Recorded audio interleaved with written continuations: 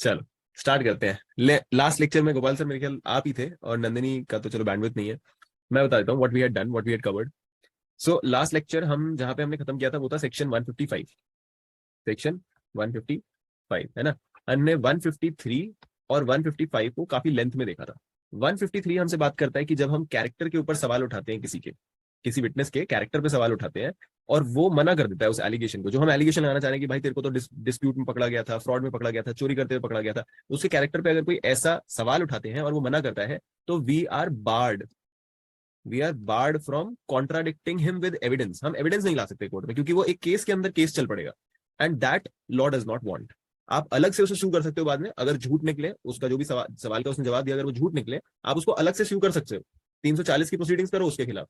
मगर इस केस के अंदर you will not contradict him, नहीं तो क्या होगा, कॉन्ट्राडिक्शन की चेन्स बनती चली जाएंगी, हर विटनेस का एक अलग केस बनता चला जाएगा। सो 153 वो रोकने के लिए हमसे बात करता है।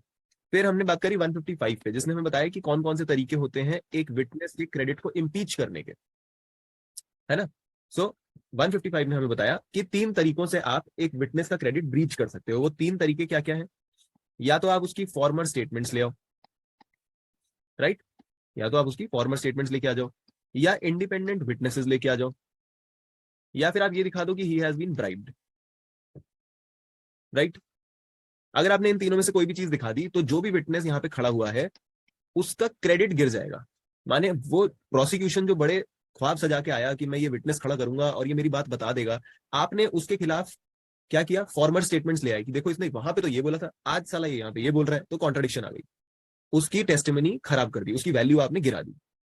आपने कोई दूसरा बंदा लाके खड़ा कर दिया, बता दिया कि सर देखो मैंने तो इसे वहां ऐसे करते हुए देखा था, या वैसे करते हुए देखा था, या ऐसे मवाली है, ये लड़ाई करता है, जो भी करता है उसका कंडक्ट एक तरह से आपने दिखाया, उससे भी उसकी क्रेडिट आपने गिरा दी, राइट। और आपने ये दिखा दिया कि इसने तो दूसरी पार्टी से पैसे खाए हैं इसलिए यहाँ पे खड़ा है, तो भी आपने उसकी क्रेडिट गिरा दी। तो 155 ने हमें ये सब बताया, ठीक है। Now to construct the thought, वो chain of thought for us, कि अब ये 156 और 157 यहाँ क्यों आ रहा है, हमें ये कंस्ट्रक्ट करना है। क्योंकि ना 156 157 हम पक्का भूल जाते हैं, हम अभी भी रीड करेंगे 10 मिनट बाद हमें ऐसा लगेगा कि यार वो क्या था, बड़ा ऐसे घुचड़ मुचड़ सा हो जाएगा कि सेम चीज तो थी, है ना। तो पहले एक चेन कंस्ट्रक्ट करते हैं।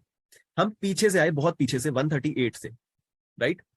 138 पे 138 से शुरू किया था हमने सारा काम क्रॉस एग्जामिनेशन का। 138 ने हमें बताया कि भाई पहले एग्जामिनेशन करो, क्रॉस एग्जामिनेशन करो, फिर री एग्जामिनेशन करो, और इनके अंदर जो क्वेश्चंस पूछोगे वो रेलेवेंट क्वेश्चंस पूछ सकते हो। सो बात कहां घूम रही है सारी की सारी, क्या क्वेश्चंस पूछे जा सकते हैं, है ना। सारा सारा जो एविडेंस एक्ट 118 के बाद से है, वो सारा इसी चीज पे बेस्ड है कि आप विटनेस से क्या पूछ सकते हो और क्या नहीं पूछ सकते। 138 ने हमें बताया कि सिर्फ रेलेवेंट फैक्ट्स पे क्वेश्चंस पूछोगे, राइट। उसके बाद हमें 139 ने बताया कि जो बंदा डॉक्यूमेंट लेके आया है उससे क्वेश्चंस नहीं पूछोगे। 140 ने हमें बताया जो बंदा कैरेक्टर विटनेस है उससे भी क्वेश्चन पूछे जा सकते हैं। 141 से 143 ने हमें बताया कि भाई लीडिंग क्वेश्चंस मत पूछना। नॉर्मली, वैसे जनरली तो पूछ सकते हो, मगर उसमें सिचुएशन बता दी कब पूछना है कब नहीं पूछना। It's not a good practice to be asking leading question, because that ruins the genuinity of the person who's speaking. You are leading someone to talk, आप डिक्टेट कर रहे हो, ये बोल, अब ये बोल, अब ये बोल, दैट कैनॉट बी डन। हमें 141 से 143 ने ये बताया। फिर 144 अभी के लिए हमने नहीं चेक किया था, 145 भी चेक नहीं किया था। और फिर आगे थे हम 146 पे। 146 हमें बताता है कि 138 के अलावा, इन एडिशन टू 138, आप और कौन कौन से 3 तरह के क्वेश्चन पूछ सकते हो। वो कौन कौन से 3 तरह की चीजें होंगी? एक होगा वेरासिटी के ऊपर क्वेश्चन, कि उसकी एक्यूरेसी चेक करना, ठीक है। दूसरा, आप उसका कैरेक्टर इंजर कर सकते हो, impeaching the credit by injuring the character. और तीसरा, आप उसकी पोजीशन इन लाइफ जानने की कोशिश कर सकते हो, किसके साथ उठता बैठता है, क्या खाता पीता है। ये सारी चीजों पे आप क्वेश्चन पूछ सकते हो। हालांकि 138 के हिसाब से जाए तो 138 ने बोला सिर्फ रेलेवेंट पूछोगे। इसने कुछ ऐड किया उसमें कि यार वो जो एकदम एकदम ही वो बोला, जो एक सर्कल बनाया ना, सर्कमस्क्राइब किया कि रेलेवेंट, उसके बाहर भी कुछ पूछ सकते हो, veracity, character, position in life, ये सभी पूछ सकते हो, ठीक है। फिर उसके बाद आया हमारे पास 148, जिसने हमें बताया कि कौन से क्वेश्चंस प्रॉपर होंगे और कौन से इम्प्रॉपर होंगे, एंड जब प्रॉपर होंगे तो आपको कंपेल किया जाएगा, ठीक है। Again what we are revolving around is questions to be asked, right. फिर हम आगे बढ़े, हमने देखा कि स्कैंडुलस क्वेश्चंस नहीं पूछने, एनोइंग क्वेश्चंस नहीं पूछने, इंसल्टिंग क्वेश्चंस नहीं पूछने, 149 से लेके 152 तक। फिर ऊपर अभी हमने देखा 153 में हमने क्वेश्चंस तो पूछ सकते हैं कैरेक्टर के ऊपर, मगर एक बार आदमी अगर मना कर दे तो हम उसको कॉन्ट्राडिक्ट नहीं कर सकते। तो ये सारे रूल्स किस चीज पे अभी भी चल रहे हैं? क्वेश्चंस पे। राइट, अभी भी क्वेश्चंस पे ही चल रहे हैं। आप कॉन्ट्राडिक्ट नहीं कर सकते आदमी को जब उसके कैरेक्टर पे क्वेश्चन पूछा गया है। और जब हम 155 पे आए तो हमने देखा कि भाई इम्पीच करने के लिए कौन कौन से क्वेश्चन पूछे जा सकते हैं। उसमें हमने 3 तरह के क्वेश्चन देखे, 3 तरह की चीजें देखी। फॉर्मर स्टेटमेंट्स, उसकी फॉर्मर स्टेटमेंट से उसको कॉन्ट्राडिक्ट कर दो, राइट, या फिर दिखा दो कि उसने ब्राइब ली है, या फिर कोई इंडिपेंडेंट बंदा लाके खड़ा कर दो। इन तरह से आप इम्पीच कर सकते हो उसके क्रेडिट को। यहां तक सबकी चेन एकदम ठीक है, सब लोगों को याद आ गया क्या क्या किया था, है ना। नाउ अब हम आ जाते हैं 156 पे। 156 भी एक नया रूल बताता है। अब मैं 2 बार दोनों सेक्शन रीड करूंगा क्योंकि मैं पहले ही आपको बता चुका हूं ये सेक्शंस में पक्का कंफ्यूजन होती है। 156 को हम 157 समझते हैं, 157 को 156 समझते हैं, याद ही नहीं आता है साला किस चीज पे है। ठीक है, तो 2 बार दोनों सेक्शंस को पढ़ते हैं और फिर उसके बाद हम इनके अंदर जाके देखेंगे कि ये बात क्या कर रहे हैं। आज हमारा लेक्चर शॉर्ट ही रहेगा, हम ज्यादा से ज्यादा 45 मिनट 50 मिनट्स लेंगे, आई होप सो। ठीक है, तो लेट्स रीड 156। सबसे पहले 156 कहता है questions tending to corroborate evidence of relevant fact admissible. Questions, again we are talking about questions, right, अभी भी क्वेश्चंस पे ही बात चल रही है। Questions tending to corroborate evidence, जिससे आप एविडेंस कोरोबोरेट करना चाहते हो। Tending to corroborate evidence of किस चीज का, रेलेवेंट फैक्ट्स का, ये क्वेश्चंस एडमिसिबल होंगे, राइट। मेन बात क्या है, क्वेश्चंस पे अभी भी है। अब इसके अंदर ये बोलता क्या है, when a witness whom it is intended to corroborate, मेरे साथ धीरे धीरे पढ़ते रहना, समझने की कोशिश करते रहना, उसमें हम अंदर बाद में जाएंगे। When a witness whom it is intended to corroborate gives evidence of any relevant fact, he may be questioned as to any other circumstances which he observed at or near to the time or place at which such relevant fact occurred, if the court is of the opinion that such circumstances, if proved, would corroborate the testimony of the witness as to the relevant fact which he testifies. ठीक है, एक बार और पढ़ रहा हूं मैं धीरे से। When a witness whom it is intended to corroborate gives evidence of any relevant fact, he may be questioned as to any other circumstance which he observed at or near to the time or place at which such relevant fact occurred, if the court is of the opinion that such circumstances, if proved, would corroborate the testimony of a witness as to the relevant fact which he testifies. चलो जी, अब आ जाते हैं 157 पे। अभी हम read कर रहे हैं, बस अंदर भी जाएंगे, धीरे धीरे चलेंगे इन दोनों सेक्शंस के साथ। 157 कहता है farmer statements of witness, former statements of witness may be proved to corroborate, may be proved किस चीज के लिए, to corroborate later testimony as to the same fact, later testimony as to the same fact। अब यहां पे एक चीज missing है, क्या मिसिंग हुआ,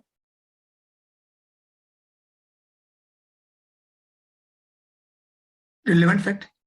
रेलेवेंट फैक्ट तो सर है, रेलेवेंट फैक्ट है उसके अंदर। जो पहले आपने किसी चीज पे आपने कोई स्टेटमेंट करी थी, उस रेलेवेंट फैक्ट पे ही, सेम फैक्ट पे आप फिर से स्टेटमेंट कर रहे हो। एडमिसिबिलिटी। एडमिसिबिलिटी नहीं, अब मैं इतनी पीछे से क्वेश्चन क्वेश्चन क्वेश्चन क्वेश्चन करता हुआ आ रहा हूँ। 157 में क्वेश्चन की बात थोड़ी है, हाँ जी सर। नहीं, क्वेश्चन है, सॉरी। यहाँ पे चेन ब्रेक हो जाती है, हाँ, क्वेश्चन यहाँ खत्म हो जाता है, यहाँ चेन ब्रेक हो जाती है, ठीक है। नहीं ध्यान जाता है सर। हाँ, नहीं जाता इस पे ध्यान में, ध्यान नहीं जाता है, ध्यान नहीं बड़े गंदे जाता सेक्शन है ये। है। हाँ, तो 156 में हमें किस चीज के बारे में बात करी है, क्वेश्चन। ये पीछे से चलते हुए आ रहे हैं ना क्वेश्चन, तो 156 तो क्वेश्चन की बात कर रहा है, 157 एक दूसरी चीज की बात कर रहा है, ठीक है। मगर इन दोनों में कॉमन क्या चीज है, सेम फैक्ट है, एट और about the time when the. चलो एक तो रेलेवेंट फैक्ट इसके अंदर कॉमन है, चलो वो तो पूरी ही एविडेंस एक्ट में ही कॉमन है, हाँ, रेलेवेंट फैक्ट। और कोरोबोरेट, ये अच्छी बात बोली, कोरोबोरेट। दोनों का मकसद, दोनों का मोटो, दोनों का ऑब्जेक्ट एकदम सेम है।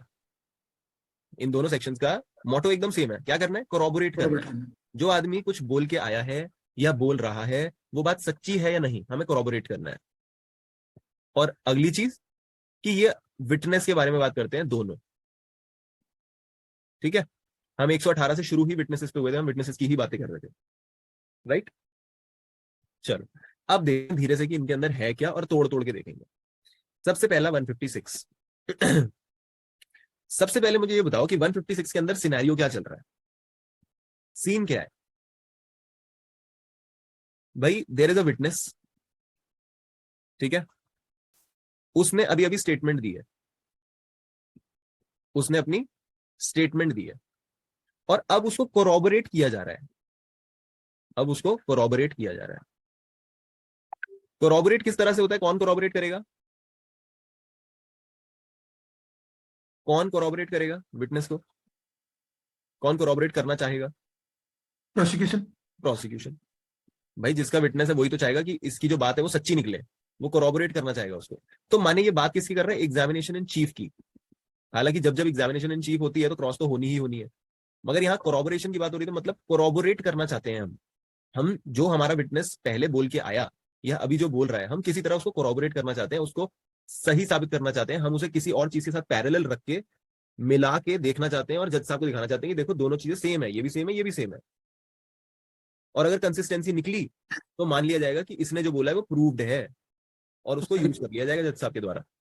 तो है सर ना, एक हुआ कॉन्ट्राडिक्ट, एक हुआ कोरोबोरेशन। राइट। कॉन्ट्राडिक्ट है, कॉन्ट्राडिक्ट करती है अगली party, adverse party. Contradict adverse party कर रही है, और ये करा प्रोसिक्यूशन। 156 और 157 जो है वो प्रोसिक्यूशन के लिए मैं। जी सर डिफेंस काउंसिल नहीं कोलैबोरेट कर सकता सर, जब भाई डिफेंस डिफेंस, काउंसिल अपन विटनेस देगा तो? अगर डिफेंस अपने खिलाफ आई हुई स्टेटमेंट को कोरोबोरेट कर देगा तो अपनी गर्दन नहीं काट लेगा। नहीं सर, जैसे उसने अपने विटनेस पेश करे सर, ठीक है, हाँ। एविडेंस में उसने एविडेंस अपने 2-3 जगह से कोलैबोरेट कर लिया सर, नहीं 2-3 मतलब। वो तो फिर उसका विटनेस होगा ना, हाँ जी, जो उसी का विटनेस कह रहा हूँ। हाँ हाँ, जो अपना विटनेस लेके आता है वो उसको कोरोबोरेट करता है, माने हाँ वही ठीक है, सर, वही मेरा वही सही बात है, अक्षत की बात सही है। मतलब हमें ये नहीं बोलना चाहिए कि प्रोसिक्यूशन कोरोबोरेट करती है, माने जो नहीं नहीं विटनेस सर। लेके आया है, हाँ, हाँ जी, हाँ जी। जो विटनेस लेके आया है, जो एविडेंस दे रहा है वो कोरोबोरेट करता है। मतलब आप अपने विटनेस को कोरोबोरेट करते हो और दूसरे के विटनेस को कॉन्ट्राडिक्ट करते हो। हाँ जी, हाँ जी। इंटेलिजेंट है अच्छा। अरे अरे लड़का नहीं, बहुत तेज है भाई, हीरा लड़का एकदम। अरे ना सर। तो वही बात, जैसे हम पहले भी, हमने ये कंफ्यूजन हमें पहले भी हुई थी, मतलब हम पहले भी एक बार गलत उस पर चल रहे थे, हम बार बार बोल रहे थे उसमें क्रॉस एग्जामिनेशन वाले में, उसमें भी डिफेंस भी अपने विटनेसेस को एग्जामिन करता है, फिर अगली पार्टी क्रॉस एग्जामिन करती है, और प्रोसिक्यूशन भी अपने विटनेसेस को पहले एग्जामिन करता है और दूसरी पार्टी क्रॉस एग्जामिन करती है। करेक्ट, ठीक है। So what we should say is कि जो पार्टी विटनेस लेके आती है वो कोरोबोरेट करती है, ठीक है, और जो अगली पार्टी होती है वो उसको कॉन्ट्राडिक्ट करने की कोशिश करती है। पीछे हमें कॉन्ट्राडिक्शन के बड़े सारे तरीके उन्होंने बता दिए, उन्होंने बता दिया कि भाई 146 में आप कैरेक्टर इंजर करो, इम्पीच करो, ठीक है, 153 में आप कैसा क्या कितना कर सकते हो, नहीं कर सकते हो, वो भी बता दिया। फिर हमें 155 में बता दिया कि इम्पीचिंग क्रेडिट किस किस तरह से होता है। ये सब हमें कॉन्ट्राडिक्शन की चीजें इन्होंने बता दी थी। अब हमें ये कोरोबोरेशन की बात बता रहे हैं, कोरोबोरेशन क्या करनी है, ठीक है। सो अब सिनेरियो क्या है, एक विटनेस है, उसने एक स्टेटमेंट दी है, ठीक है, और उस स्टेटमेंट के ऊपर जो उसकी पार्टी है, जो उसको लेके आई है, his party, they are questioning him, they are putting questions. और ये क्वेश्चंस किस चीज पे पूछ रहे हैं, ये क्वेश्चंस किस टॉपिक पे पूछे जा रहे हैं, क्या इनका मतलब है। भाई मेरी क्लास शुरू हो गई है, कर रहा हूँ, तो रुक जा, देख रहा हूँ। जो मेन इवेंट हुई है उससे बिल्कुल सही बात है भाई, इन्होंने एक रेलेवेंट फैक्ट का, हमें कुछ रेलेवेंट फैक्ट से कोर्ट के सामने लाए हैं, है ना। सपोज करें कि भाई एक एक लड़की है, उसका कहीं ना कहीं पे रेप वेप हो गया, ठीक है। अब ये लड़की एज अ विटनेस आई है, जो भी पार्टी आती है वो PW1 बनी जाती है ना, वो भी एज अ विटनेस आ सकती है, राइट। वो एज अ विटनेस कोर्ट के अंदर खड़ी है और कोर्ट में आके अपने बयान देती है, ठीक है। वैसे रेप का केस मत लो, क्योंकि इनकी तो जो ये बोल देते हैं वो तो प्रिज्यूम कर लिया जाता है ना। तो let's take it to be some hurt या ग्रीवियस हर्ट का केस, और उसके अंदर PW1 आया है यहाँ पे कोर्ट के अंदर, और वो अपनी स्टेटमेंट दे रहा है। उसने स्टेटमेंट दी है कि सर देखो, मैं अपने यहाँ कॉलेज से अपने घर जा रहा था, और घर जाते हुए मेरे को यहाँ पे कुछ लड़कों ने छेड़ा, और इन लड़कों से फिर मेरी तू मैं हो गई, फिर उन्होंने मुझे मार, और फिर मार के मैं ऐसे ही पैदल घर तक आया। तो अब क्या होगा कि अब यहाँ पे क्या हुआ है, विटनेस है, पहली रिक्वायरमेंट विटनेस, दूसरी रिक्वायरमेंट उसने टेस्टिमनी दी है, तीसरी रिक्वायरमेंट रेलेवेंट फैक्ट्स पे दी है, जो भी घटना घटित हुई है उसके ही फैक्ट्स है ना ये, उसी के ऊपर उसने दी है स्टेटमेंट। उन स्टेटमेंट्स के ऊपर अब उसका जो वकील है वो कहेगा सर देखो, अब मेरा विटनेस वहां खड़ा है, उसने टेस्ट अपनी स्टेटमेंट दी है, मैं इसको अब क्या करूंगा, कोरोबोरेट करूंगा, ताकि आप मान जाओ कि जो ये कह रहा है वो सच है। अच्छा जी, आप कोरोबोरेट कैसे करोगे, सर देखो मैं इससे पूछता हूँ कि अच्छा जब आप वहां से आ रहे थे तो आपने क्या देखा यहाँ पे, एक किसी घर से, मतलब आपने और क्या क्या देखा, किसी घर पे क्या किसी की डेथ वेथ हो रखी थी, ये तो चलो लीडिंग क्वेश्चन हो गया, मगर आप पूछ सकते हो कि इस घर में, यहाँ पे घर है बहुत बड़ा, वहां पे कुछ हो हल्ला हो रहा था, ठीक है, इधर एक बहुत बड़ा एक नया शोरूम खुला है, तो आप पूछ सकते हो अच्छा वहां पे आपने कुछ देखा क्या, यहाँ पे कोई एक्सीडेंट हो रखा था वो देखा क्या। ऐसे आसपास की चीजों के क्वेश्चंस पूछे जा सकते हैं। अच्छा स्ट्रीट लाइट कैसी थी, वहां पे स्ट्रीट लाइट थी या नहीं थी। भाई अगर आप यहाँ पे किसी से आपकी लड़ाई वड़ाई हुई है और आप घर तक आए हो, तो हो सकता है आपने इन चीजों पे ध्यान दिया हो। ये सारे रेलेवेंट चीजें हैं। अगर ये एट और नियर बाय की चीजों में जो क्वेश्चन पूछे गए हैं उसके अगला बंदा सही सही जवाब दे देता है, तो उसकी टेस्टिमनी कोरोबोरेट हो जाती है, LHS इक्वल्स टू RHS हो जाता है। और वो हो जाता है तो उसकी टेस्टिमनी मान ली जाती है, और कोर्ट फिर उस हिसाब से उसको वेट दे सकती है एंड आगे बढ़ाया जा सकता है केस को। ठीक है। और ये डिसाइड कौन करेगा, ये चीज डिसाइड कौन करेगा कि कोई जो क्वेश्चन पूछा जा रहा है उससे एक स्टेटमेंट कोरोबोरेट हो जाएगी या नहीं होगी, ये डिसाइड कौन करेगा। विटनेस तो चाहेगा कि हाँ ये क्वेश्चन पूछा जाए, वकील साहब भी कहेंगे हाँ पूछा जाए, डिसाइड कौन करेगा। प्रोसिक्यूशन का कराने सर, एडवोकेट भी वो क्वेश्चन करेगा सर, कोर्ट डिसाइड करेगी ना। कोर्ट डिसाइड कोर्ट करेगी, लेकिन हाँ कोर्ट डिसाइड करेगी, क्योंकि उसकी लास्ट लाइन पढ़ो क्या कहती है। If the court is of the opinion that such circumstances, जो ये सर्कमस्टांसेस पे हमने क्वेश्चन किए, स्ट्रीट लाइट, किसी का मरना, किसी की शादी, आसपास कोई शोरूम होना, ये जो सारे सर्कमस्टांसेस थे आसपास के, कितने लोग खड़े थे आसपास, कौन सा आपके उधर घर था, उस घर का गेट कैसा था, मतलब बहुत स्पेसिफिक क्वेश्चंस भी हो सकते हैं, जनरल क्वेश्चंस भी हो सकते हैं। तो इन चीजों को पूछ के किसी स्टेटमेंट की कोरोबोरेशन हो पाएगी या नहीं हो पाएगी, उसका डिसीजन कौन करेगा, वो कोर्ट करेगी। क्या कह रहा है, if the court is of the opinion that such circumstances if proved, proved कैसे होंगे, जब वो चीजों के वो सही सही क्वेश्चंस दे दे, क्वेश्चंस के आंसर दे देगा। If proved would corroborate the testimony of the witness as to the relevant fact which he testifies। तो कोर्ट को अगर लगता है इससे कोई फायदा होगा तो वो क्वेश्चंस सही क्वेश्चन है, रेलेवेंट क्वेश्चन है, पूछे जा सकते हैं। सर एक क्वेश्चन है सर, सर तो हाँ जी। कंपलसरी कोर्ट ही डिसाइड करेगी या प्रोसिक्यूशन भी कर सकती है सर? ऐसे तो कोर्ट पे बर्डन ही बढ़ जाएगा सर। अरे यार इसमें कोई ऐसा कोई टाइम टेकिंग चीज थोड़ी है। नहीं सर, आप जैसे कोई इतने सारे विटनेसेस है, वो बार बार क्वेश्चन पे क्वेश्चन पूछा जाएगा फिर, सो देखो, टाइम। जनरली वकील कोई इतना बेवकूफ होता नहीं है कि कुछ भी पूछता जा रहा है। और कोर्ट को अगर रोकना है तो कोर्ट क्या करेगी, यही तो बोलेगी सर क्या पूछ रहे हो ये, और बोल सर देगी ये एक बार तो रुक जाएंगे वो। सर ये भी मेन जो मटेरियल विटनेस है उसी से रिलेटेड है मेरे हिसाब से। बाकी नहीं विटनेसेस में इसमें कोई वो नहीं किया गया कि नहीं, कौन वो सा नहीं किया, witness- लेकिन जनरली ये जो आप कह रहे हैं ना अक्सर, तो ये मटेरियल विटनेस से रिलेटेड ज्यादा होती है। बाकी का तो पूछ तो विटनेस को किसी को सकते हैं, मैं सर ये देखो प्रोसिक्यूशन के लिए तो उसके सारे विटनेसेस मेन ही है, उसको तो सारे विटनेसेस मेन ही है। अब नहीं सर, एक जैसे स्टार विटनेस होता है जैसे ना मैं जैसे। आपको एक केस बताता हूँ, हमारे पास एक केस आया पॉक्सो का। ठीक है। उसके अंदर लड़की ने एलेज किया था कि ये लड़का ना मेरे को डरा धमका के रखता था और मेरे से पैसे लेता रहता था बार बार, और आखिरी बार जो इसने मेरे से पैसे लिए हैं, इसने मेरे से ATM कार्ड लिया था और जाके इस ATM से ऐसे ऐसे पैसे निकाल के लाया था। ठीक है। अब ये जो जिस ATM से वो बोल रही है वो पैसे निकाल के लाया था, हमने उससे पूछना शुरू किया कि अच्छा जब आप लोग गए थे, मतलब आप कहाँ गए थे पहले तो ये बताओ। तो उसने बोला हम यहाँ बैठे थे, फिर उसके बाद इस कैफे से ही मेरे को यहाँ ले गया, फिर यहाँ पे इसने ऐसे ऐसे करके वो सब निकाला, पैसे वैसे निकाले। ठीक है। और फिर मेरे को दिए, तो मतलब अपने पास रख लिया और मेरे को कार्ड दे दिया। फिर उसके बाद बैंक मैनेजर वहां पे था या नहीं था, वहां पे और कोई गार्ड था या नहीं था, वहां पे ATM मशीन्स जो थी वो कितनी थी इस कमरे के अंदर, क्या वहां पे AC चल रहा था या नहीं चल रहा था। ये सारी चीजें उसके आसपास की चीजें हैं। मेन बात क्या है, ट्रांजैक्शन हुई या नहीं हुई, है ना। हम ये दिखाना चाहते हैं कि ये मेरे से जानबूझ के धमका के पैसे लिया करता था, ये तो मेन रेलेवेंट चीज है, राइट। और बाकी चीजें जिन पे हम क्वेश्चन कर सकते हैं वो क्या है, कितनी मशीनें थी, AC लगा हुआ था या नहीं लगा हुआ था, गार्ड कितने बैठे हुए थे, बैंक का रास्ता यहीं से खुलता है या यहां से खुलता है या अलग से है एक गेट, है ना। अब ये बताओ, ये लड़की तो मैंने माना, ये लड़की जो है ये तो रेलेवेंट विटनेस है सर, है ना, ये तो बहुत रेलेवेंट विटनेस है, मटीरियल विटनेस है। ये जो बैंक वाला बंदा है या बैंक का जो गार्ड है, अब एडवर्स पार्टी तो बोलेगी सर ये तो बेकार का विटनेस है, मटीरियल विटनेस है ही नहीं, पर प्रोसिक्यूशन तो कहेगी सर मेरे लिए तो मटीरियल विटनेस है। तो विटनेसेस में कोई डिफरेंशिएशन नहीं करी गई है, हर विटनेस के लिए है ये। आप किसी को भी अगर तोड़ दोगे और कोई कॉन्ट्रडिक्शन निकाल लोगे तो आपको मदद हो सकती है, and you just have to create a doubt. Criminal law में तो आपको सिर्फ डाउट क्रिएट करना है, तो छोटे से छोटा और गंदे से गंदा विटनेस भी आपके लिए जरूरी है, तो वहां कोई डिफरेंशिएशन नहीं है। ठीक है। चलो, सो बेसिकली 156 में सिनेरियो हमने समझ लिया, ऑब्जेक्ट हमने समझ लिया। ऑब्जेक्ट क्या है, you are trying to test the truthfulness of the witness, कि ये कितना सच बोल रहा है। और इससे होएगा क्या, अगर आपने ट्रूथफुलनेस दिखा दी, कोरॉबरेट कर दिया इन अ वे, दिस सेक्शन, ये इनायतुल्लाह जी की जजमेंट है जिसके अंदर ये कहते हैं कि this section 156, object of section 156 is to certify or declare that the testimony given by a witness is truthful। इसका ऑब्जेक्ट क्या है, दैट टू डिक्लेयर, यहां से अगर आपने कोरोबोरेट कर दिया तो you will kind of declare that the testimony of the witness is truthful. यहां से आपको एक सर्टिफिकेट मिल जाता है। तो कोरोबोरेशन का मतलब क्या है? कोरोबोरेशन इक्वल्स टू सर्टिफिकेशन। ठीक है, certification of truthfulness. Certification of truthfulness, अगर आपने सही तरीके से कर दी उसकी कोरोबोरेशन, राइट। और उस कोरोबोरेशन को करने के लिए ये हमें किस तरह का इंस्ट्रूमेंट प्रोवाइड कर रहा है? What does it provide?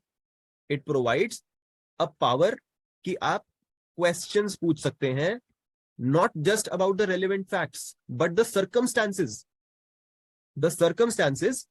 Eight और अबाउट, आसपास के सर्कमस्टांसेस के बारे में भी आप क्वेश्चंस पूछ सकते हैं। ये हमें एडिशनल पावर देता है। ये पावर यूज करके हम कोरोबोरेट कर पाते हैं और ट्रूथफुलनेस को सर्टिफाई कर पाते हैं।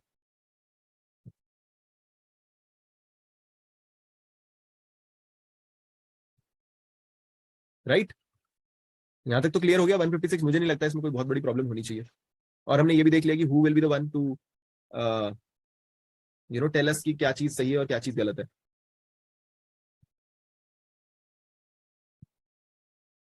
एक बार इसका एग्जांपल देख लेते हैं ताकि थोड़ी सी क्लैरिटी हमें और आ जाए 156 पे। I am going very slow with these sections, क्योंकि इसमें स्लो ही चलना पड़ेगा, एक एक चीज को दिमाग में फंसाते हुए चलो और भूलना नहीं है। अब इसमें जो एग्जाम्पल है वो कहता है ए एन अकम्प्लिस। ए कौन है? ही इज एन अकम्प्लिस, माने इसने किसी और के साथ मिलके कोई क्राइम किया था। ठीक है, A an accomplice gives an account of a robbery in which he took part. तो शायद इसने और बी ने मिलके एक रॉबरी करी थी।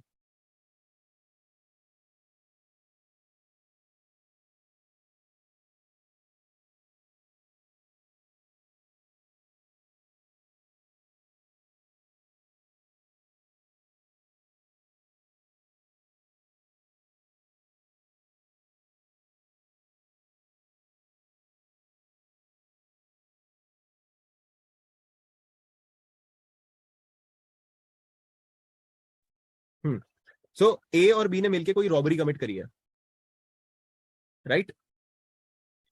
और he gives an account of the robbery in which he took part. He describes various incidents unconnected with the robbery which occurred on his way and from the place where it was committed. इसने किन चीजों के बारे में बताया? बड़े सारे unconnected चीजों के बारे में बताया। भाई हम अपने घर से निकले, हम अपने यहाँ गांव से निकले, हम यहाँ से इस रोड से होते हुए इधर गए, यहाँ पे शहर में पड़ा बैंक, बैंक के अंदर हमने करी रॉबरी, उसके बाद हम यहाँ से घूमते हुए ये दूसरे गांव में जाके छुप गए और फिर उसके बाद हम इस गांव में आ गए। ठीक है, ए और बी ने रॉबरी करी है। अब हो सकता है इसको अप्रूवर बना दिया गया। अप्रूवर कौन से सेक्शन में बनाया जाता है? अगर ये आके टेस्टिमनी दे रहा है तो अप्रूवर बनाया गया होगा, इसको अप्रूविंग विटनेस बनाया गया होगा 306 में। 306 306 307 308 ये 3 सेक्शन है जो अप्रूवर के बारे में बात करते हैं। ठीक है, तो अब ए आके यहाँ पे विटनेस बन गया है और यहाँ पे अपनी स्टेटमेंट दे रहा है। और स्टेटमेंट में क्या बता रहा है? बड़े सारे अनकनेक्टेड चीजों के बारे में जो उसने उस रास्ते पे देखी। यही चीज कह रहा है ना, which occurred on his way to and from the place where it was committed। कौन कौन सी चीजें हो सकती हैं भाई? हम यहाँ ट्रैफिक में रुके थे, ठीक है, यहाँ पे हमें ये आदमी मिला था, हमें रोक के पूछ रहा था अरे आज कहाँ जा रहे हो, क्या कर रहे हो सकता है ना, कोई जानने वाला मिल गया और रास्ते में रोक लिया। यहाँ पे हमें एक नाका मिला था, उसके बारे में बताया। अच्छा, यहाँ पे एक एक्सीडेंट हो रखा था, यहाँ पे हमसे किसी ने लिफ्ट मांगी थी, यहाँ पे हमने शाहरुख खान को देखा था, कुछ भी हो सकता है। हम इस गांव में गए तो वहां पे क्या देखा, तो ये सारे अनकनेक्टेड चीजें ना। रॉबरी तो ये हुई, ये रही रॉबरी, मेन चीज, मेन फैक्ट तो ये है। मगर ये सारी अनकनेक्टेड चीजें जो हुई हैं, उन सारी चीजों पे आप क्या कर सकते हो? क्वेश्चन पूछ सकते हो। और उन क्वेश्चंस के बारे में अगर ये सही सही बता देगा तो उसका रिजल्ट क्या होगा? कोरोबोरेशन। और कोरोबोरेशन का रिजल्ट क्या होगा? सर्टिफिकेशन। और सर्टिफिकेशन का रिजल्ट क्या होगा? कन्विक्शन। कोर्ट कन्विंस हो जाएगी। तो ये चेन बननी चाहिए हमारे दिमाग में, ये सिनेरियो एकदम क्लियर होना चाहिए, क्लीन होना चाहिए। ठीक है, आगे वो क्या बोलता है? Independent evidence of these facts may be given in order to corroborate his evidence as to the robbery itself. इन चीजों पे, अनकनेक्टेड चीजों पे जो वो इंडिपेंडेंट एविडेंस है दिया जा रहा है, उससे इसको प्रूव किया जा सकता है। ठीक है, ऐसे कोरोबोरेशन करी जाती है। अच्छा, ये अनकनेक्टेड फैक्ट्स जो हैं, ये सारे अनकनेक्टेड चीजें हैं, ये कौन से सेक्शन में रेलेवेंट होती है एविडेंस एक्ट में? कौन सा ऐसा सेक्शन है जो ये अनकनेक्टेड चीजों को रेलेवेंट बना देता है? 11। 11 11 तो सर एलिबाई हो गया, वो तो इनकंसिस्टेंट चीजें दिखाता है। इनकंसिस्टेंट। वो इनकंसिस्टेंट है। 9 है when you are putting out something that section 9 introduce करना उसको। 9 भी नहीं है, 9 भी नहीं, 9 पे भी नहीं आएगा ये। नहीं, वो इंट्रोड्यूस रिलेवेंट फैक्ट को इंट्रोड्यूस करने का। मतलब पूरी तरह से तो नहीं आएगा, एक तरह से कहा जा सकता है कि चलो इंट्रोड्यूस कर रहे हैं। लेकिन ये अनकनेक्टेड है, फैक्ट्स फॉर आइडेंटिफिकेशन, या अनकनेक्टेड है सब चीजें। अनकनेक्टेड चीजें हैं ये। एक बात बताओ, ये सारी चीजें जो इसने बताई हैं, don't they form a part of the same transaction 6 का रेस गेस्टे में? 6 का तो हाँ, तो ये एक ही ट्रांजैक्शन में बताना चाह रहा है कि इस पूरी ट्रांजैक्शन में ये सारी चीजें हुई, तो एक तरह से ये रेस गेस्टे में आ जाता है, part of the same transaction. और part of the same transaction कोई छोटी मोटी चीज नहीं है, कोई हम बहुत इजीली समझ जाए।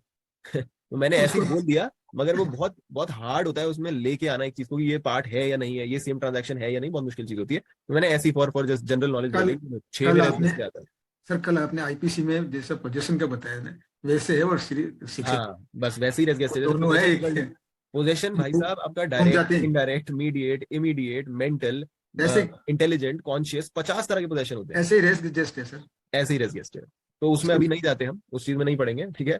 तो उसमें से बाहर आ जाते हैं। चलो अब देखते हैं 157 क्या है। 156 तो हम समझ गए कि एक आदमी ने टेस्टिमनी दी है और हम क्वेश्चंस पूछ सकते हैं उससे और उसको कोरोबोरेट कर सकते हैं। अच्छा, अगर हमने क्वेश्चंस पूछे, अगर हमने ये क्वेश्चंस पूछे, उसने उसके जवाब दिए, तो ऑब्वियसली जो ये एग्जामिनेशन हुई है उसके बाद अगली पार्टी को क्रॉस करने का भी मौका मिलेगा, है ना? और अगर ये क्रॉस एग्जामिनेशन में कॉन्ट्राडिक्शंस निकाल देता है,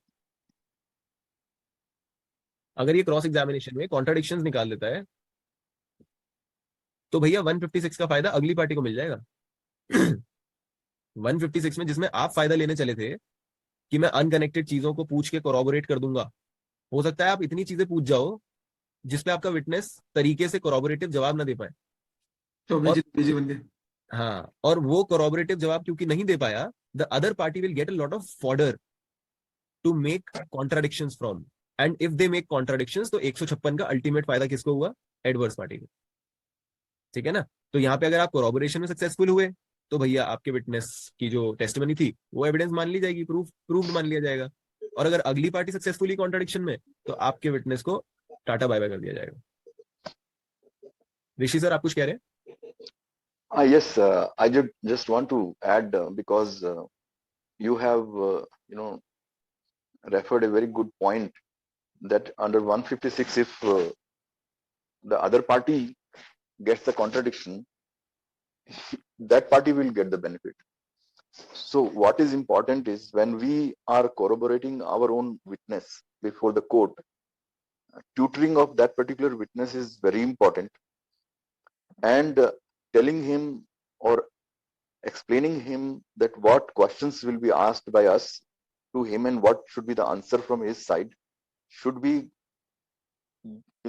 given him in a way that he understand the process of law to avoid the contradiction which is definitely going to come after the corroboration. This is my contribution to this particular point. That's all. Right sir, that's very important. Actually हम लोगों ने ये उस session में भी discuss किया था जिसमें गोपाल सर ने एक सेशन क्रॉस एग्जामिनेशंस पे दिया था हमें, और हमें बताया था कि क्या क्या करना चाहिए और क्या क्या नहीं करना चाहिए क्रॉस एग्जामिनेशन के टाइम पे। And it is very important कि आप अपने, उसमें बताया सर ने कि आप ये बता के जाओ पहले कि भाई ये 1 2 3 4 5 6 ये सारे शब्द तो भाई यूज मत कर लियो, ये जहां तूने यूज किया तू खत्म। जैसे मैं इसका एक आपको बड़ा अच्छा एग्जाम्पल देता हूँ, एक सेकेंड से।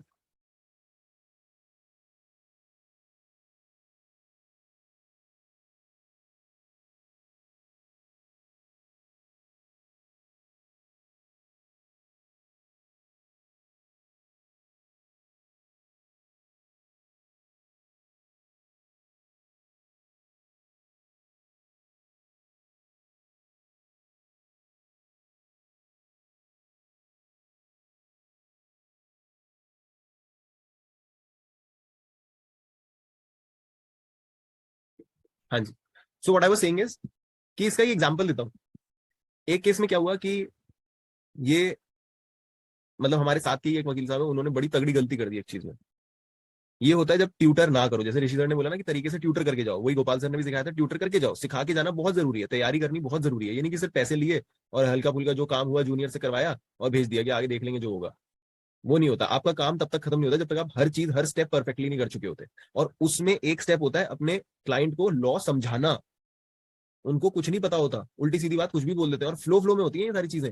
सोच के तो हम जाएंगे कि हम ज्यादा नहीं बोलेंगे, लड़ाई नहीं करेंगे, कुछ नहीं करेंगे, मगर वकील भी गलती कर जाते हैं फ्लो में, और क्लाइंट भी गलती कर जाते हैं। जबरदस्ती की चीजें पूछ देंगे और वो जबरदस्ती के जवाब दे देंगे। तो अब हुआ क्या, एक एडवर्स पोजीशन का मामला चल रहा था, ठीक है।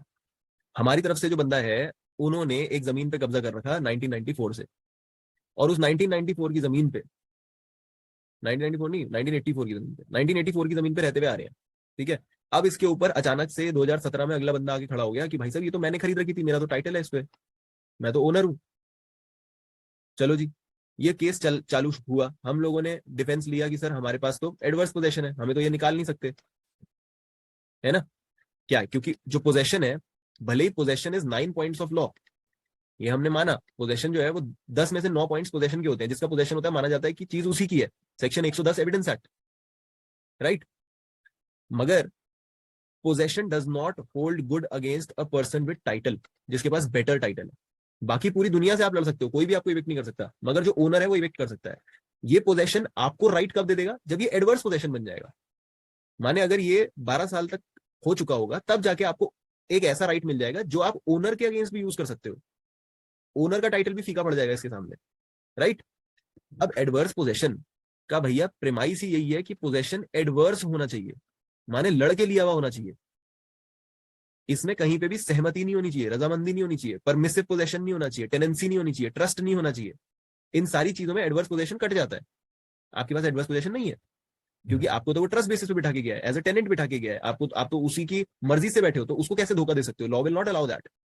लॉ आपको एडवर्स पोजीशन तब अलाउ करता है जब आप किसी जमीन पे आके बैठ गए, बंदे ने आपको हटाने की भी कोशिश करी, या बंदा आया ही नहीं, और या फिर उसको पता था फिर भी वो आपको नहीं हटा पाया, और आप 12 साल से वहां काबिज हो, तब आपको एडवर्स पोजीशन मिलता है।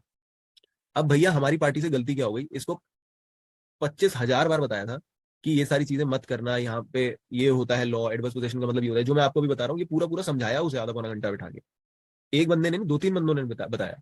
अब वो साला वहां पे जाके बोलाया कि सर, अपने एफिडेविट में जो बातचीत कर रहा था वहां पे बोला है कि हम तो इनसे पहले जो ओनर थे ना, उनकी रजामंदी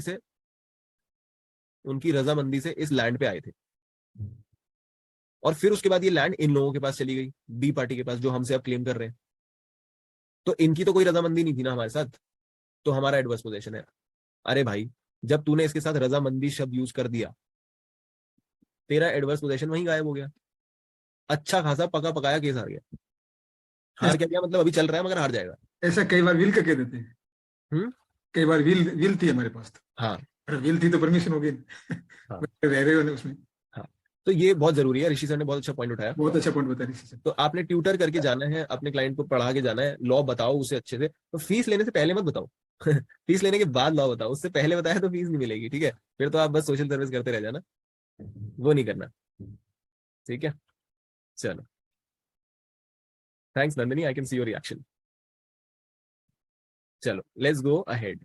अब बात कर रहे हैं हम 157 की। अब मुझे बताओ कि भाई 157 में क्या अलग सिनेरियो चल रहा है। 157 में कुछ अलग हो रहा है, सेम भी है मगर अलग भी है।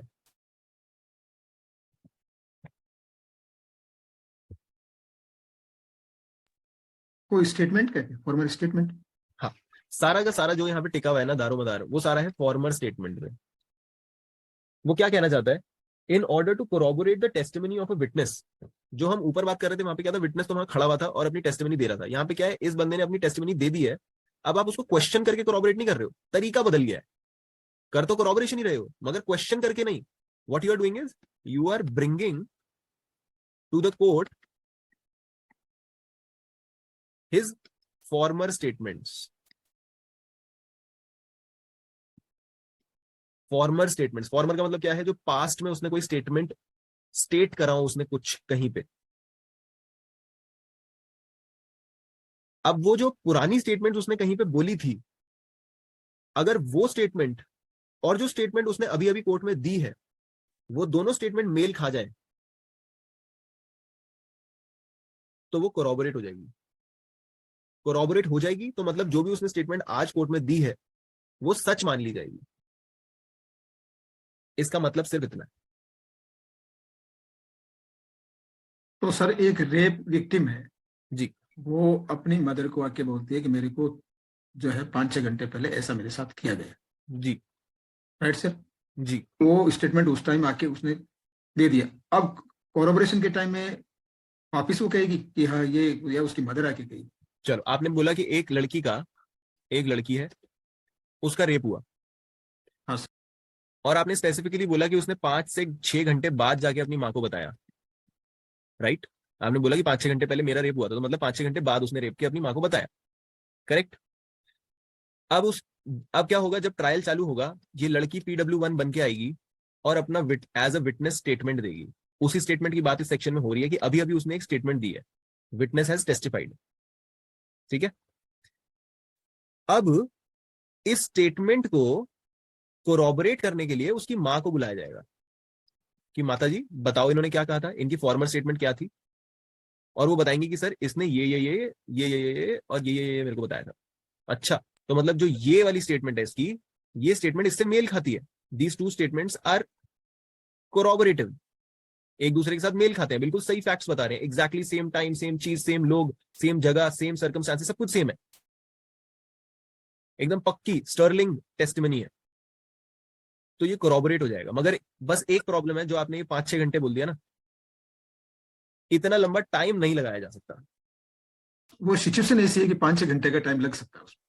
अब वो देखो, वो तो वही मैं कह रहा हूँ, वो डिपेंड फैक्ट पे करेगा, हाँ, वो वो फैक्ट पे case to case depend depend करेगा। मगर इसमें जो पूरा का पूरा आधार है ना कोरॉबरेशन का, वो टिक्का किस चीज पे है, देखो उसी के अंदर लिखा है, कहते हैं relating to the same fact at और about the time when the fact took place. या तो उसी टाइम या about the time, or about the time जो है इसमें इंटरप्रिटेशन हो सकती है। तो इंटरप्रेट करते हुए कोर्ट्स ने क्या बोला कि you will have to check spontaneity, कितना स्पॉन्टेनियस था वो रिएक्शन या वो स्टेटमेंट जिसको आप यूज करके, जिस फॉर्मल स्टेटमेंट को आप यूज करके आज कोरॉबोरेट करना चाहते हो आज की स्टेटमेंट को, वो स्टेटमेंट कितना स्पॉन्टेनियस था with respect to the fact that was happening. अगर एकदम उसी टाइम हुआ तो मतलब वो बहुत स्पॉन्टेनियस था, तो अब वो यूज किया जा सकता है। मैं यहाँ पे थोड़ा सा चेंज ये कर रहा हूँ सर। 5-6 घंटे के बताया, उसकी मदर शहर में गई हुई थी, वो खेत में थी, राइट? वो खेत से पहले वो स्कूल गई थी, स्कूल से वापस खेत में चली गई थी, खेत से जब आई और उसकी मदर को आने से जो शहर में गई थी उसमें 5-6 घंटे का टाइम, वो इससे पहले किसी को बता ही नहीं सकती। तो ये अगर ऐसा देखो सर, अगर आप ये प्रूव कर देते हैं कि आसपास वो किसी को बता ही नहीं सकती थी, विच इज वेरी डिफिकल्ट, तो बड़ी अच्छी बात है। मगर अगर आप नहीं करते तो भैया क्रिमिनल लॉ का प्रिंसिपल है कि अक्यूज्ड को फायदा मिलेगा डाउट का, कि सर 5-6 घंटे में तो स्पॉन्टेनिटी खत्म, and there are chances that she has been tutored by somebody or the statements have been concocted or she has thought about them. तो जब आप बात कर रहे हो statement given to any random person, उसकी माँ हो गई, उसका फ्रेंड हो गया, खेत में खड़ा कोई और आदमी हो गया, चाचा हो गए, ताऊजी हो गए, अगर इन सब लोगों की ले पर्सन की आप बात कर रहे हो, तब तो भैया स्पॉन्टेनिटी आपको दिखानी पड़ेगी। अगर स्पॉन्टेनिटी नहीं है, उसी टाइम की बात नहीं है, रीजनेबल होनी चाहिए, फैक्ट्स पे डिपेंड करेगा। हो सकता है कभी कभी 1 घंटे को रीजनेबल मान लिया जाए, हो सकता है कभी कभी 1 घंटे को काफी लेट कहा जाए, ठीक है ना? क्योंकि अगर एक बच्चा है, ये एग्जाम्पल है, अभी मैं पढ़ ही रहा था उसी में था, ये एक बच्चा है, ठीक है, यहाँ पे ऐसे करके ना बस्ती बनी हुई है, ऐसे ऐसे ऐसे घर है यहाँ पे, झोपड़पट्टियां हैं सारी की सारी, ठीक है। यहाँ पे एक बच्चे का घर है, ठीक है, और वो इस घर में आया अपने दोस्त के घर, और उसने देखा कि उसके दोस्त के बाप ने उसके दोस्त को भी मार दिया है और उसके दोस्त की माँ को भी मार दिया है, ठीक है। और अब ये बता रहा है कि ये जो पूरी बात थी, ये जो इसने देखा, वो इसने अपने बाप को 1 घंटे बाद बताया। भाई तू 2 घर छोड़ के था, तू यहाँ वापस आके बता देता। और ऐसा नहीं है कि ये 6 साल का बच्चा है भैया, ये 18 साल का बच्चा है, 18 ईयर्स। अब यहाँ पे 1 घंटा तो अनरीजनेबल हो गया ना, राइट? अब इसी तरह से निर्भया वाला कांड हुआ था। निर्भया वाले कांड में भाई उसको रेप करके बस से बाहर फेंक दिया गया, जो लड़की थी उसको बस से बाहर फेंक दिया गया। यहाँ पे दोनों पड़े हुए हैं इतने देर तक, जो होना था, जो सारा का सारा घटना घटित होनी थी, उसको तो ऑलमोस्ट कम से कम 3-4 घंटे हो गए थे। उसके बाद इनको लाया गया, फिर सबसे पहले हॉस्पिटल लेके गए, वहां पे मैजिस्ट्रेट के सामने इसकी स्टेटमेंट्स हुई। उन स्टेटमेंट्स को स्पॉन्टेनियस माना जाएगा, क्योंकि अब यहाँ पे फैक्ट्स एंड सर्कमस्टेंसेस चेंज हो गए। यहाँ पे तो वो बिल्कुल किसी को नहीं बता सकती थी, और वो ऐसी हालत में भी नहीं थी कि इन चीजों के बारे में सोचें। उसके साथ तो मतलब बहुत ही अनइमेजिनेबली खतरनाक चीज हुई ना। तो ये फैक्ट्स एंड सर्कमस्टेंसेस पे डिपेंड करेगा, बट एक्यूज्ड को फायदा मिल जाएगा इजीली अगर आप थोड़ा सा भी डाउट उसमें छोड़ दोगे, क्योंकि वो तो कार्डिनल प्रिंसिपल है। यहाँ पर स्पॉन्टेनिटी का ही सबसे इंपॉर्टेंट गेम है, खेल स्पॉन्टेनिटी का है। यहाँ खेल स्पॉन्टेनिटी का है। थोड़ा सा आराम दिया गया है। मैंने बोला ना, ले पर्सन, जब हम ले पर्सन की बात कर रहे हैं तो स्पॉन्टेनिटी देखी जाएगी।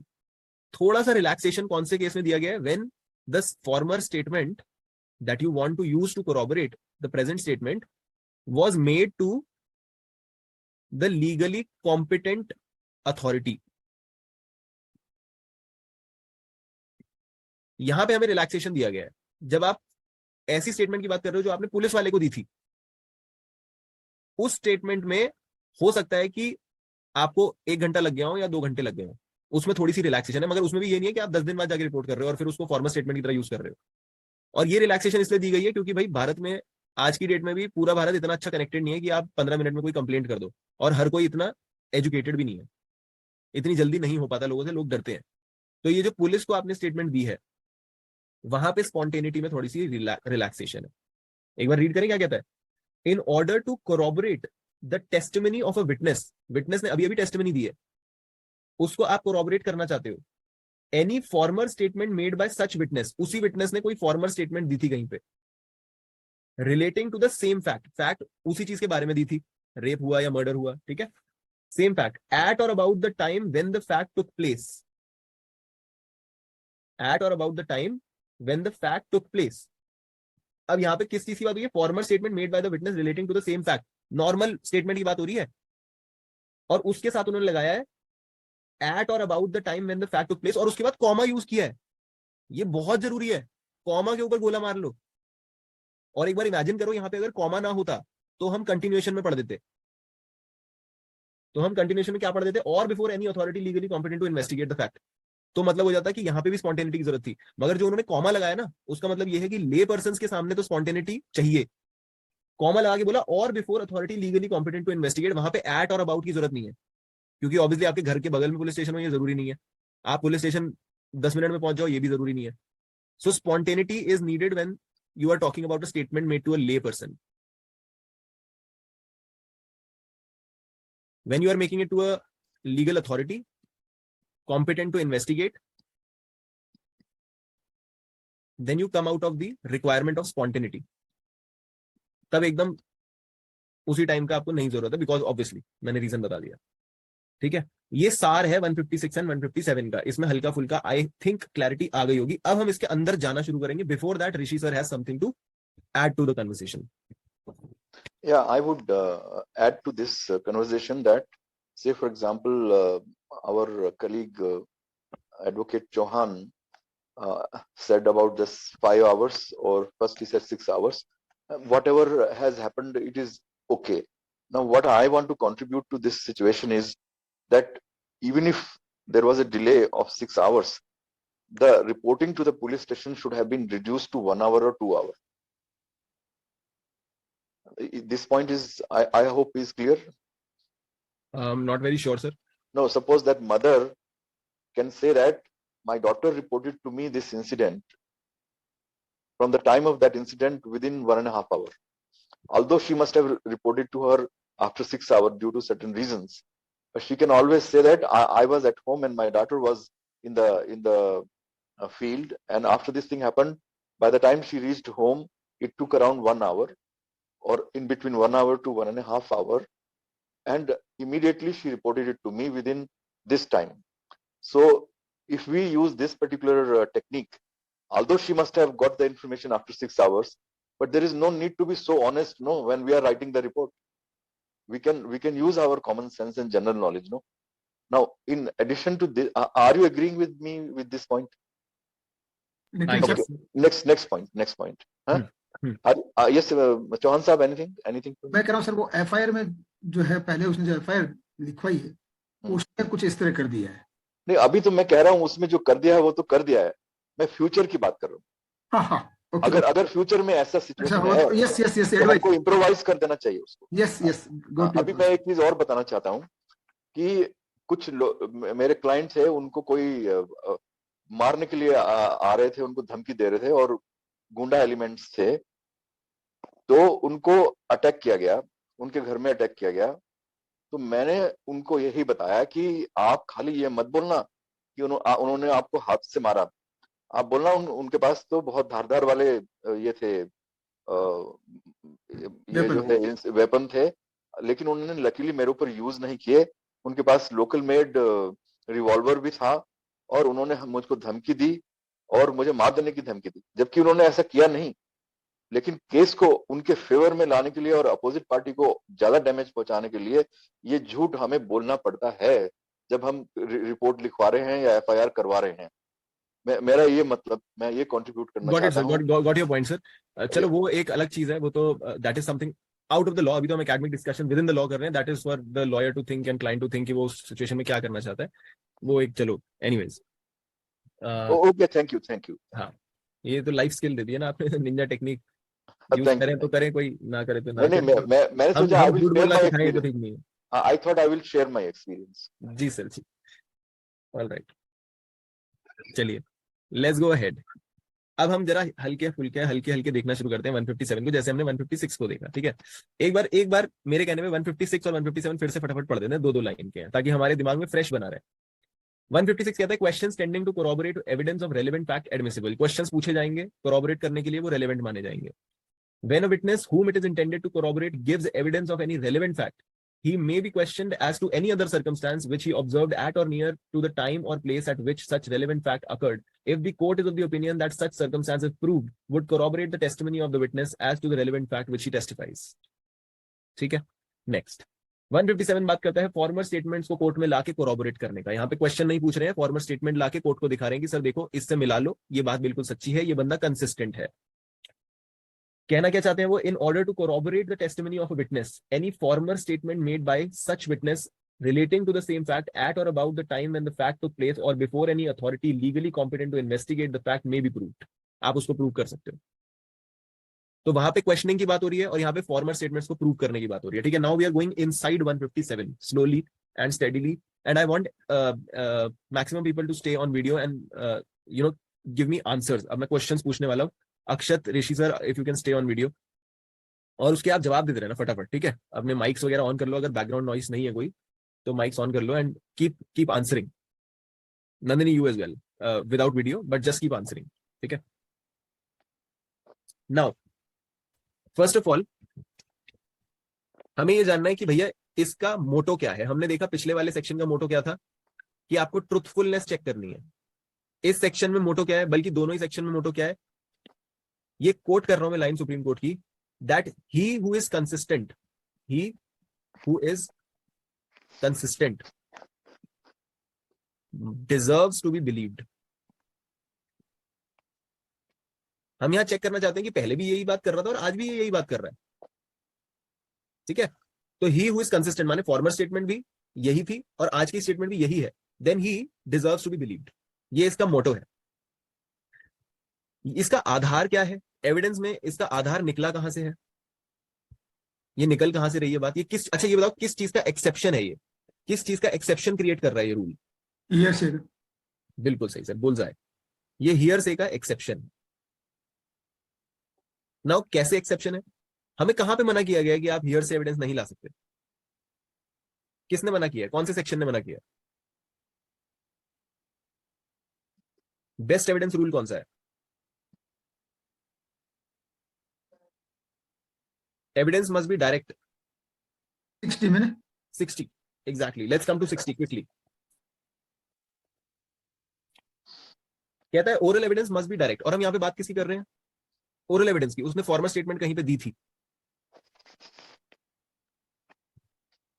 राइट, वो आके प्रूव कर रहा है या उस चीज को आप प्रूव कर रहे हो, वो फॉर्मल स्टेटमेंट हो सकती है, ओरल स्टेटमेंट भी हो सकती है।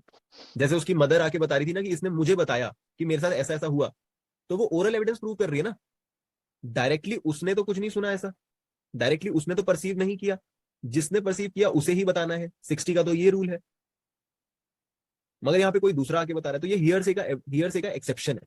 सेक्शन 60 में कहता है oral evidence must be direct if it refers to a fact which could be seen, it must be the evidence of the witness who says he saw it, मतलब आपने first hand देखा। if it refers to a fact which could be heard, it must be the evidence of witness who says he heard it, and if the person says he perceived it, तो वो आदमी आना चाहिए जो कहता है कि मैंने उसे परसीव किया। तो ये जो डायरेक्ट एविडेंस वाला रूल 60 में दिया गया है, उसका एक्सेप्शन क्रिएट करता है सेक्शन 157। ठीक है, और दूसरा इसका रूल क्या है, किस चीज के ऊपर ये बेस्ड है, that in any case that comes to the court, criminal case की बात कर रहे हैं, the proximity of accused and the crime has to be established by whom. कौन एस्टैब्लिश करेगा, बर्डन किसके ऊपर है, माने ये बर्डन ऑफ प्रूफ की बात कर रहा है, प्रोसिक्यूशन। Prosecution obviously, right. तो ये किस चीज का एक्सेप्शन है, 60 का हियरसे का एक्सेप्शन है, और किस चीज पे बेस्ड है कि बर्डन ऑफ प्रूफ प्रोसिक्यूशन पे होता है। तो प्रोसिक्यूशन जो है जब वो अपने विटनेसेस वगैरह लेके आएगा तो वो यहाँ पे उसको कोरोबोरेट भी करके दिखाएगा कि सर हम जो कह रहे हैं वो बिल्कुल सही है। जो भी कोई फैक्ट एसर्ट करता है, और फिर बर्डन ऑफ प्रूफ हिलता रहता है ना, हम देखते हैं 101 हमें बताता है कि बर्डन ऑफ प्रूफ जो है वो उसके ऊपर होता है जो एसर्ट करता है, फिर 102 जो है वो है ओनर्स ऑफ प्रूफ। एक बार आपने ये चीज प्रूफ कर दी, फिर दूसरा आदमी अपने विटनेसेस लेके आएगा, अब वो जो चीज वो एसर्ट कर रहा है उस चीज को कोरोबोरेट करना उसका काम है, राइट। तो मेन चीज क्या है, आपको कोरोबोरेट करना है। किस तरह से करते हो उसका इन्होंने जुगाड़ दे दिया आपको कि फॉर्मल स्टेटमेंट से करो या क्वेश्चंस पूछ के करो। 157 में आप फॉर्मल स्टेटमेंट से करते हो, ठीक है। Now let's come to the next part. ये बताओ, अब ये मेरा पहला क्वेश्चन है, ये कहता है in order to corroborate the testimony of a witness any former statement,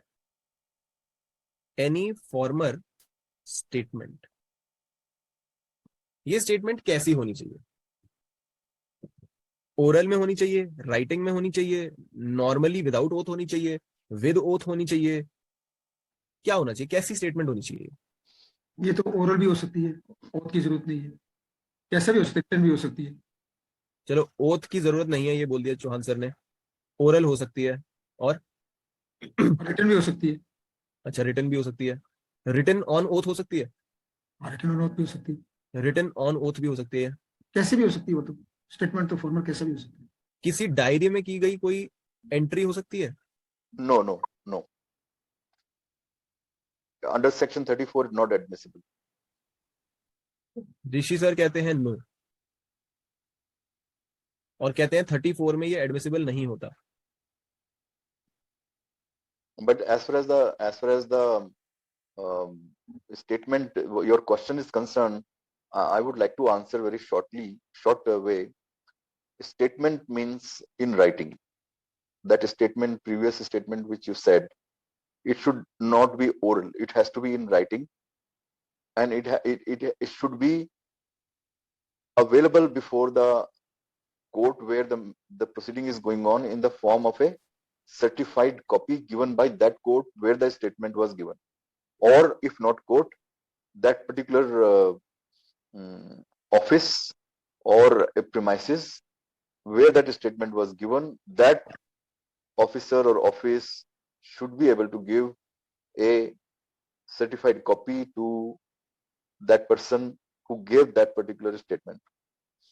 तो Then सर अगर only आप कहते हो कि स्टेटमेंट राइटिंग में होनी चाहिए, yes, दैट मींस 157 में ओरल स्टेटमेंट नहीं लाई जा सकती। most probably it cannot be introduced, otherwise how will you prove if it is an oral? That there is no proof or there is no source of proving that orally I said like that.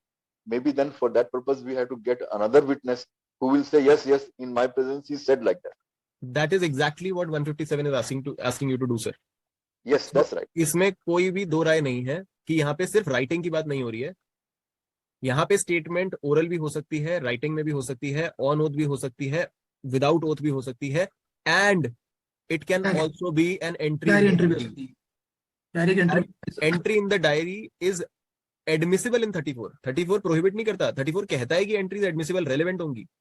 Regular उसकी maintain होनी चाहिए, जैसे कि कोई किसी को regular पैसा देता है रिश्वत, वो अपने कोडिंग लिख के रखता है। और सर रेगुलर भी ना हो, अगर आप कहीं पे खड़े हैं, कुछ लोगों को डायरी लिखने की आदत होती है ना, कुछ लोगों को डायरी में नोट करने की आदत होती है। कभी कभी क्या होता है, कोई मीटिंग वगैरह चल रही थी, बड़ी बड़ी मीटिंग देखोगे ना, कॉर्पोरेट मीटिंग्स, तो वहां पे मिनट टेकर्स होते हैं, पता है आपको, मिनट टेकर्स होते हैं। No, minutes जैसे of the हम meeting. लोग जब हमारी जैसे एलसीआई की मीटिंग्स होती हैं, Minutes तो of the meeting they are known as. हाँ मिनट्स ऑफ द मीटिंग्स बनाते हैं वो, मिनट टेकर्स बंदे को कहते हैं minute taker. Who was the minute taker? तो Sir, minute let me come in here. The minutes of the meeting cannot be compared with the entry in a book in a diary. And somebody wanted to introduce certain entry which Chauhan sir said just now. Itna cash diya, utna cash liya, what diya. And I took the objection on that, and the judge, in spite of my objection, marked it. I went to the session court in revision petition, and the revision petition I convinced him that this type of diaries are not admissible. वो जो अडवाणी साहब का case हो गया था ना, जैन हवाला वगैरह, already the Supreme Court and Delhi High Court has given clear judgments. Anything which is written by hand by anybody in the personal diary under section 34 is not admissible. Sir 34 में personal diary हम ला ही नहीं रहे, हम उस diary की बात कर रहे हैं, पर्सनल डायरी की 157 में, जब हमें फॉर्मल स्टेटमेंट दिखानी हो। और 34 की बात हमने करी थी जब हम एंट्रीज बनाते हैं in the regular course of business, तब 34 में वो रेलेवेंट होती है, एडमिसिबल नहीं, रेलेवेंट। 5 से लेके 55 तक बात रेलेवेंट की हो रही है। No. You are talking in an opposite direction. What I am saying is that is not the proper book.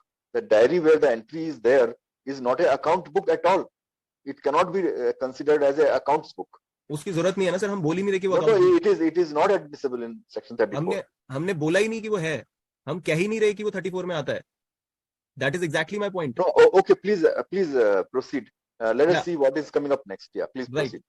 So basically, for everybody's understanding, जो एंट्री होती है किसी बुक में for regular course of business, वो section 34 में relevant होती है, and relevancy और एडमिसिबिलिटी में डिफरेंस होता है, प्लीज डोंट कंफ्यूज इट। वहां पे वो कहता है 34 में ऐसी कोई एंट्री रेलेवेंट मानी जाएगी, and you can bring it to the court for whatever reason, जो आपको लगता है उससे कुछ प्रूव होता है या जो भी होता है आप ला सकते हो। जिस चीज की हम बात कर रहे हैं वो है 157, और 157 बात कर रहा है फॉर्मर स्टेटमेंट दिखाने की। उसके अंदर अगर मैं एक ऐसा इंसान हूं जो डायरी लिखता है या रखता है, या फिर मैं किसी मीटिंग में मिनट ऑफ द मीटिंग्स बना रहा था, MOMs बना रहा था, ये जो मिनट्स ऑफ द मीटिंग्स होंगे ना, ये फॉर्मर स्टेटमेंट माने जाएंगे। This is a former statement. It is not important for me to make this statement to another person. Another person is not required. The statement could be a statement which I made to myself.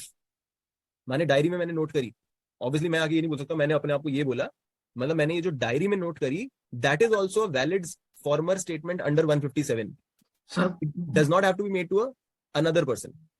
Sir एक company के अंदर इम्बेजलमेंट हुआ, इम्बेजलमेंट के बाद मैं भी पढ़ा इसको, इसलिए मैं बता रहा हूँ। इम्बेजलमेंट के बाद में उसका अकाउंट जो वहां पर है, HR के बंदे ने, HR मैनेजर ने उसका इम्बेजल किया, अक्यूज्ड को, उसको इंटरव्यू किया। उसने जो बताया कि मैं हम लोग ऐसे थे, ऐसा पैसा पड़ा था, हमने काम दे दिया, ये है वो है। उसके बाद में वो मना किया होगा, तो बाद में जो उसने जो इंटरव्यू के लिखे थे पॉइंट्स अपने उसमें और लिख के मैनेजमेंट को दिया था, वो फॉर्मल स्टेटमेंट के हिसाब से काम लिया गया कोर्ट में। हाँ बिल्कुल, यही मैंने भी पढ़ा, इसलिए मैं आपको बता। हाँ बिल्कुल सही बात है सर, बिल्कुल सही बात है वो। तो स्टेटमेंट कोई भी हो सकती है, फॉर्मल स्टेटमेंट में कुछ भी आ सकता है, एंट्री भी हो सकती है, वो डायरी में लिखा हुआ कोई चीज, मिनट ऑफ द मीटिंग्स भी हो सकती है, वो कुछ भी हो सकता है। ठीक है, सो हमें यहाँ पे यही जानना था पॉइंट कि यहाँ पे जो फॉर्मल स्टेटमेंट्स की बात हो रही है उसका स्कोप कितना है। तो उसका स्कोप बहुत वाइड है, and it could be any statement.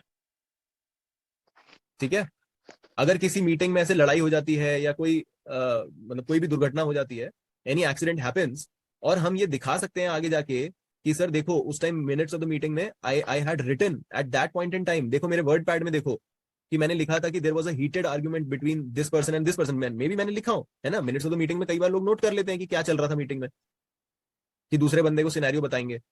या मैं उस टाइम पे किसी से चैट कर रहा था, अगर मैं जिस टाइम लड़ाई हुई अपने किसी दोस्त से चैट कर रहा था कि देखिए ये दोनों लड़ रहे हैं, वो भी एक फॉर्मल स्टेटमेंट है, मैंने वो फॉर्मल स्टेटमेंट करी है, and that could be brought to the court at a later stage to corroborate my then testimony, वो भी फॉर्मल स्टेटमेंट में आ जाएगी। तो फॉर्मल स्टेटमेंट का स्कोप बहुत बड़ा है। ठीक है, सो इस वर्ड को हमने यहाँ पे इस तरह से इंटरप्रेट किया है।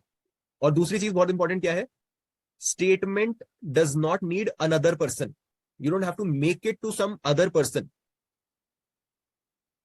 क्या 157 ये कह रहा है कि formal statement made to some other person, या वो बस ये बोल रहा है कि formal statement for the purpose of corroboration? फिर से चेक करें क्या कह रहा है, in order to corroborate the testimony of a witness, any former statement made by such witness to whom? To किसी another person नहीं लिखा, किसी को कर सकते, वो ऐसा हो सकता है उसने सिर्फ अपनी डायरी में लिखा हो, किसी और को बताया नहीं। अनदर पर्सन भी नीडेड नहीं है, अनदर पर्सन में तो कोई भी हो ही सकता है, मगर अनदर पर्सन अपने आप में जरूरी नहीं है। वो अगर अपनी डायरी में एंट्री भी मार रहा है या चैट भी कर रहा है या मिनट्स ऑफ द मीटिंग्स लिख रहा है, वो भी फॉर्मल स्टेटमेंट्स है। ठीक है, is this clear? Formal statement की इंटरप्रिटेशन क्लियर है सबको? पक्का? सर इसमें एक्स्ट्रा जुडिशियल कन्फेशन से संबंधित भी वो अगर कहीं थोड़ा बहुत बोल रहा है, कहीं बताए तो वो आएगा यहाँ पर? हाँ, एक्स्ट्रा जुडिशियल कन्फेशन भी आ जाएंगे सर, मगर वो फिर अक्यूज्ड हो जाएगा ना वो बंदा। तो अब अगर वो अक्यूज्ड है, नहीं वो कहीं बता रहा है अक्यूज, तो हाँ आ तो सकता है। देखो, अक्यूज भी एज अ विटनेस तो आ ही सकता है, अपने आप भी एक विटनेस बन सकता है, 315 में ऑन ओथ भी आ सकता है। तो वो आके बता सकता है मैंने इस जगह पे ये स्टेटमेंट दी थी, फॉर्मल स्टेटमेंट से मेरी ये वाली स्टेटमेंट आप कॉरबोरेट कर लो, हो वो भी आ सकती है। ठीक है, सकता ठीक है। अब नेक्स्ट पॉइंट जो हमें देखना है, अच्छा ये बताओ, क्या कोई ऐसी भी स्टेटमेंट होती है जिसको कॉरबोरेशन की जरूरत नहीं होती? Next question is there any statement which does not need कॉरबोरेशन?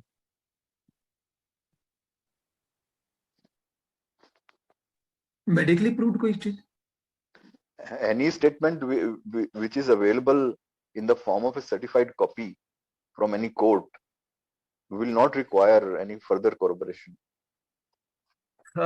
चलो वो तो आप जो सर्टिफाइड कॉपी वाली बात कर रहे हो वो तो सर आप एक तरह से प्रूव्ड स्टेटमेंट्स की बात कर रहे हो। मैं 157 के कॉन्टेक्स्ट में बात कर रहा हूँ। अगर कोई फॉर्मर स्टेटमेंट है, फॉर्मरली कोई हमने कोई स्टेटमेंट करी थी कहीं पे, और उस स्टेटमेंट में कोरोबोरेशन की जरूरत ना पड़े आज की स्टेटमेंट के कॉन्टेक्स्ट में, क्योंकि हो क्या रहा है वो याद रखो अपने दिमाग में कि 157 में यहाँ पे एक विटनेस खड़ा हुआ है और उसने अभी अभी एक स्टेटमेंट दी है। उस स्टेटमेंट को कोरोबोरेट करने के लिए हम पुरानी स्टेटमेंट ढूंढ के ला रहे हैं। अब मैं पूछ रहा हूं कि कोई ऐसी भी स्टेटमेंट होती है जिसको हमें कोरोबोरेट करने की जरूरत नहीं होती?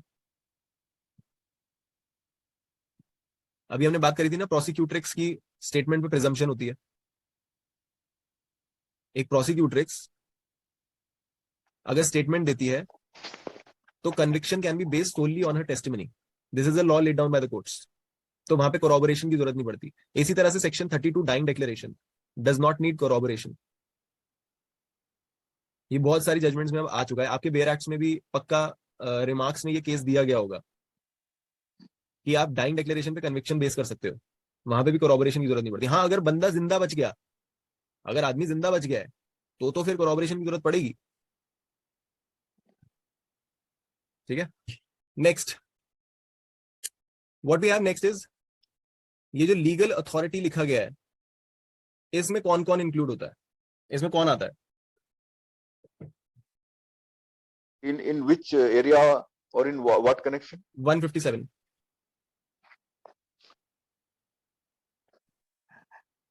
So anybody where the proceeding is going on and the litigant is using the section 157, that particular authority will come under this question which you have asked, Raghav ji. नहीं सर, वहां पे specifically लिखा गया है legally competent to investigate. सो अगर कोई authority investigate कर सकती है तभी वो इसमें आएगी और तभी उसकी स्टेटमेंट को आप यूज करोगे। That will be a police department then in that case. Right, investigation जो इन्वेस्टिगेट लिखा है उन्होंने, हाँ। वो उसी को सिग्निफाई करता है जो इन्वेस्टिगेशन करने के लिए कॉम्पिटेंट होते हैं, जिसमें पुलिस आता है, कलेक्टर नहीं आता है ऑब्वियसली, और एक डीजीपी तब आता है जब उसके ऊपर पावर्स कन्फर्ड होती हैं that he can investigate certain case. और उसी तरह से सीआईडी जो हो गई वो भी एक इन्वेस्टिगेटिव अथॉरिटी है, तो वो भी आती है। Yes, सीआईडी भी आती है और इवन दूसरी इन्वेस्टिगेटिंग एजेंसीज हैं जो भी इन्वेस्टिगेट कर सकता है वो आता है। Yes please, yes. ठीक है, डिपार्टमेंटल इंक्वायरी आएगी? क्या आएगी sir? Departmental inquiry investigation fact होगा? नहीं, डिपार्टमेंटल नहीं आएगा उसमें। They are not legally competent to investigate ना सर। नहीं, अपने इंटरनली वो इन्वेस्टिगेट करें, वो नहीं आएगा? That is not मेरा डाउट है सर, मैं उस पर डिबेट नहीं, मेरा डाउट है। लीगली नहीं है ना सर, क्योंकि वो लीगली कॉम्पिटेंट नहीं है। पुलिस वालों को तो लॉ ने पावर दी है इन्वेस्टिगेट करने की ना, that's why it comes here. लेकिन सर मैं मान लो मेरे पर डीसी सर को पावर मिला है कि मेरे को इन्वेस्टिगेट करना है मेरे केस को, लीगली पावर मतलब बोर्ड ने दिया है या किसी कंपनी ने दिया है, गवर्नमेंट ने दिया है, कमीशन बना के दिया है, तो आ जाएगा क्या? अगर लॉ से आया आपके पास, मान लो if it is an express law chief which is secretary conferring power on chief somebody, secretary state ने मेरे पे दिया है सर इनको कि मेरा कमीशन बना के इन्वेस्टिगेट करे इस मैटर को। हाँ, तो अगर उनके पास वो पावर है उसको ऐसा करने की, कन्फर करने की, देन बिल्कुल ठीक है। अगर लीगली आया, लीगली का मतलब यही है कि लॉ से आया है, राइट? तो तो अगर डिपार्टमेंट वो इंक्वायरी सब्जेक्ट टू लीगली वो ऑथराइज होना चाहिए इसको जी और करने का, जी, तो आ जाएगा फिर, तब वो आ जाएगा, अदरवाइज नहीं। अदरवाइज नहीं आएगा। ठीक है। Now the next one is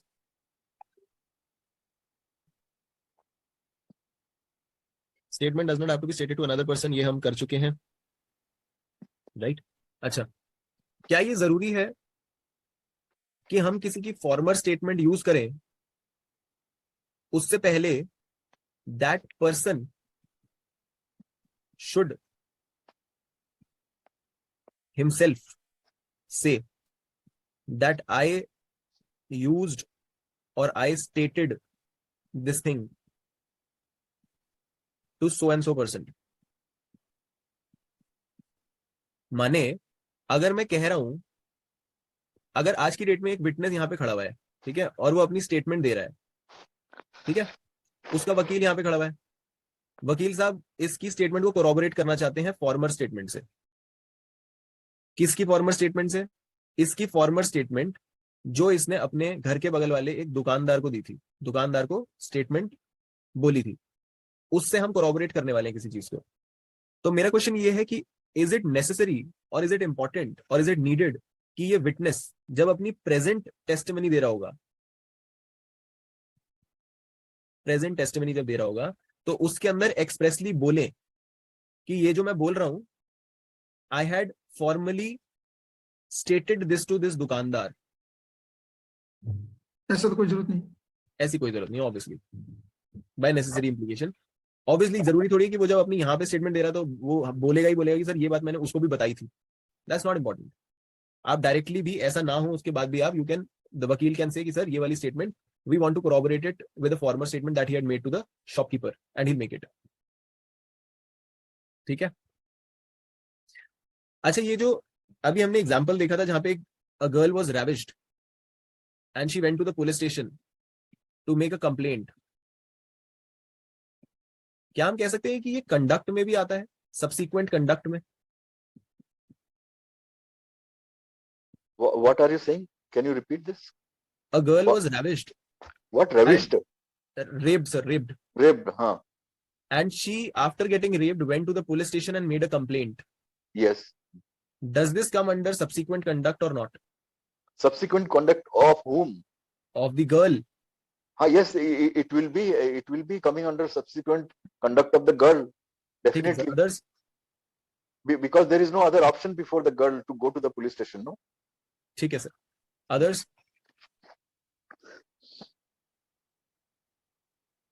तो कंडक्ट की बात कहाँ है सर यहाँ पर?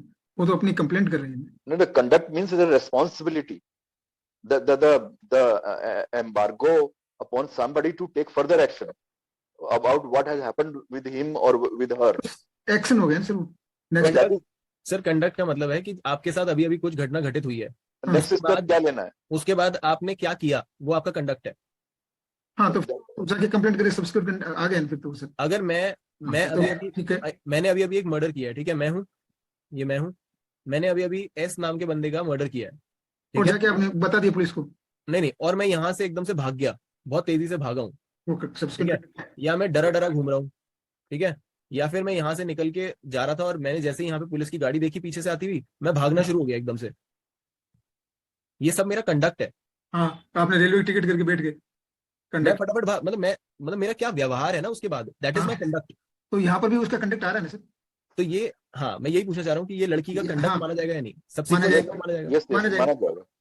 और अगर ये सब्सिक्वेंट कंडक्ट माना जाएगा तो कौन से सेक्शन में रेलेवेंट होगा? 8 में। सेक्शन 8 में।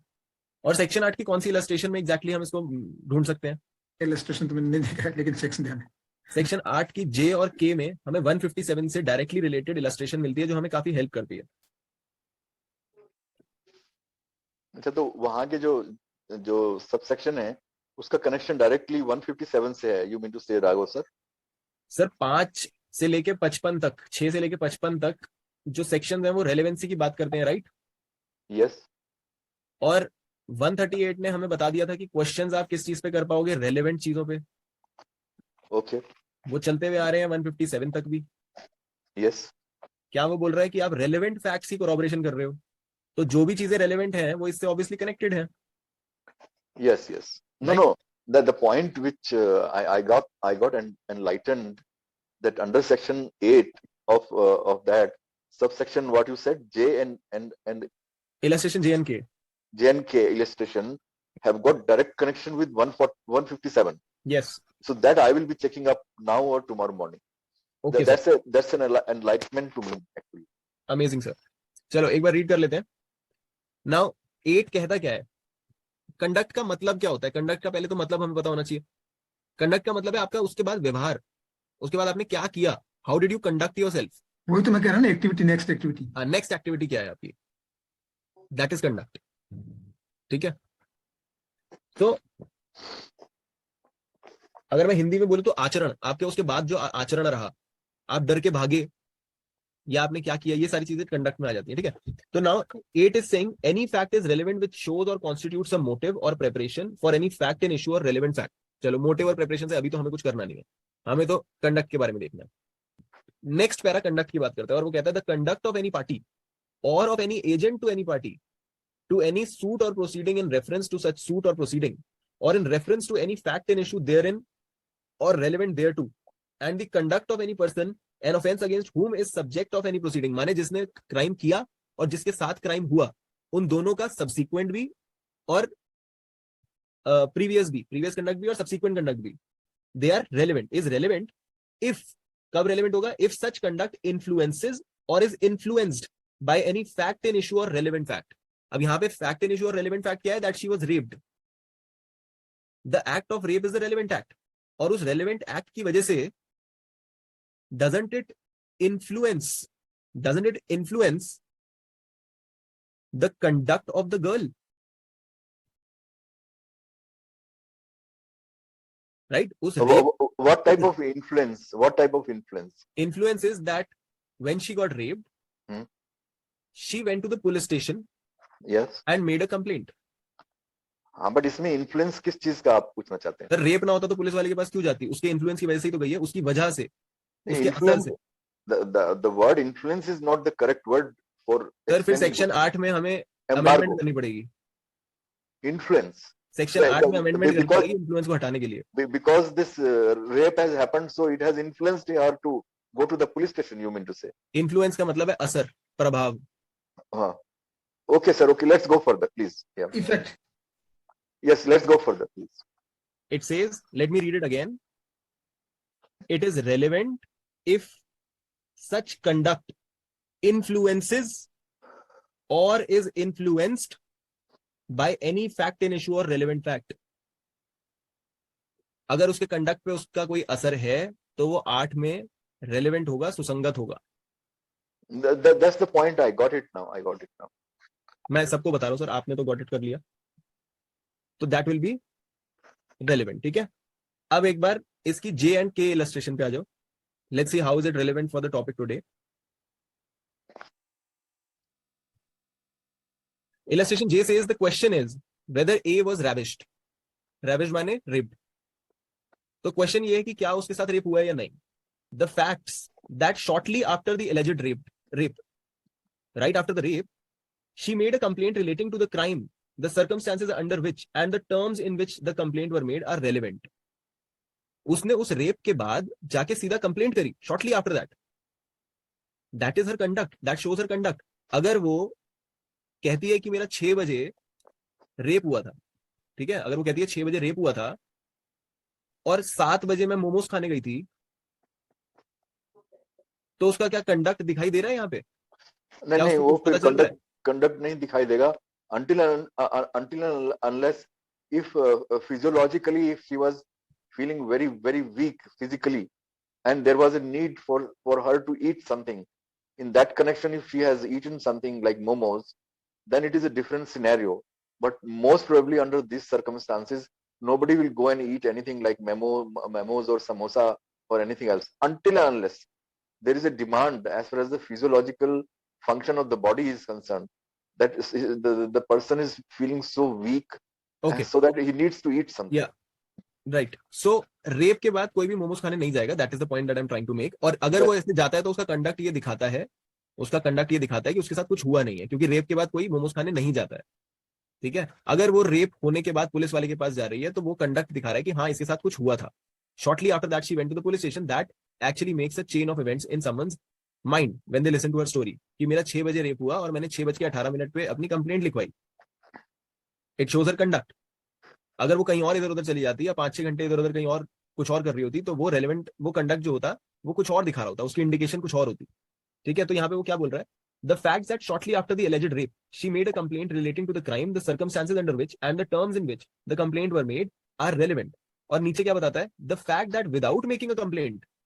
अब वो उल्टी चीज की बात कर रहा है. The fact that without making a complaint she said that she has been ravished is not relevant. वो जाके कंप्लेंट नहीं कर रही. अगर तू कहती है 6 बजे रेप हुआ तो उसके बाद कंप्लेंट नहीं करी, सिर्फ मुंह जुबानी बता रही है कि सर मेरे को तो रैविश किया गया था, I was raped eight 6 o'clock. तो भैया आपने कंप्लेंट क्यों नहीं लिखवाई? ये कंडक्ट में नहीं है. ये कंडक्ट है मगर इस कंडक्ट से पता चलता है, क्या पता चलता है? ये तो नहीं पता चलता कि तुम्हारा रेप हुआ था. ये पता चलता है रिलेवेंसी कुछ हुआ नहीं था. रिलेवेंसी नहीं आ रही. आप ये करें नहीं सर, कंडक्ट अपने आप में रेलेवेंट है. वो प्रीवियस हो, सब्सिक्वेंट हो, कैसा भी कंडक्ट हो, वो रेलेवेंट होता है. उससे क्या दिखाई देता है हमें उस चीज को देखना है. इसके कंडक्ट से अगर ये पुलिस वाले के पास जाती है तो पता चलता है कि हाँ यार किसी के साथ कुछ हुआ है, वो रीजनेबल लगता है. मगर अगर सिर्फ वो मुंह जुबानी बोल रही है कि आई वॉज रेप्ड और वो कंप्लेंट करने नहीं गई, उससे हमें क्या पता चलता है कि इसके साथ कुछ नहीं हुआ.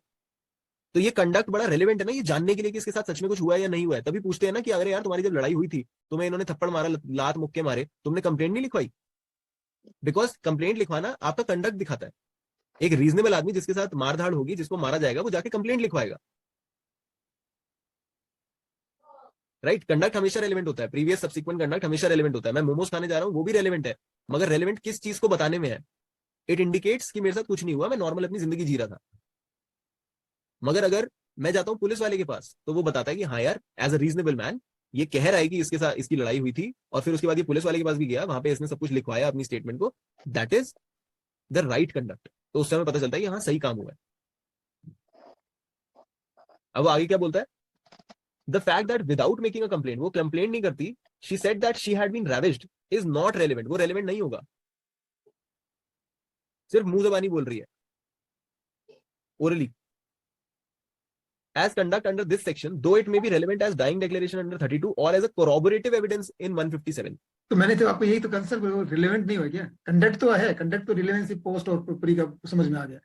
लेकिन सर मैं यह कंफ्यूज हूं सर. सुनो, अब देखो मैं कह रहा हूं, जब हम मोमोज वाली बात कर रहे हैं ना, वो मोमोज खाने गई, माने उसने एक कंडक्ट किया और दूसरा कंडक्ट क्या हो गया? FIR कराई. ये 2 कंडक्ट हो गए. ठीक है. ये एक कंडक्ट है जो नेगेटिव में जाता है कि नहीं इसके साथ कुछ नहीं हुआ. ये बताता है कि इसके साथ कुछ हुआ, सही चीज को बताता है. दोनों कंडक्ट जो है वो रेलेवेंट है. ठीक है. मगर उसने कुछ भी नहीं किया और बस मुंह जुबानी. ये तीसरी सिचुएशन है, उसी के बारे में वो बात कर रहा है. तुम्हारे साथ कुछ हुआ, तुम कह रहे हो तुम्हारे साथ कुछ हुआ और तुम कोर्ट में आगे ओरली बता रहे हो कि भाई I was ravished. This is not a relevant conduct. But वो एक स्टेटमेंट तो है जो तुम कह रहे हो कि आई वॉज रेप्ड. आपने कोई स्टेटमेंट वगैरह ओरली किसी को दी है तो आप उस विटनेस को ले आओ और कोरॉबरेट करा लो. 157 में कोरॉबरेशन करा सकते हो आप, मगर वो रेलेवेंट कंडक्ट नहीं है. एक बार नेक्स्ट इलस्ट्रेशन देखो. The question is whether A was robbed.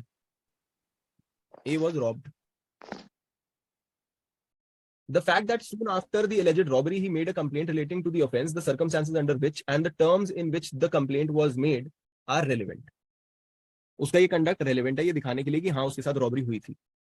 The fact that he had been robbed without making any complaint is not relevant. आपने कोई कंप्लेंट नहीं करी उस चीज की, बस आप आके बता रहे हो मुंह जुबानी कि सर मेरे साथ तो रॉबरी हुई है, वो रेलेवेंट नहीं है. क्योंकि ओरली आप आके कुछ बता दो या किसी को आपने बताया, वो क्या कहाँ जरूरी है? वो कहीं पे उसकी कोई भी सेक्शन 6 से 55 तक ऐसा बोलता है कि आपने ओरली किसी को कुछ बोला तो वो रेलेवेंट हो जाएगा? माने you have not made a complaint ना, you are coming to the court और आप बोल रहे हो कि सर मेरे साथ ऐसे ऐसे रॉबरी हुई थी. वो कहाँ रेलेवेंट है? उसकी रेलेवेंसी कहाँ है? कौन से सेक्शन में पड़ता है वो 6 से 55 में?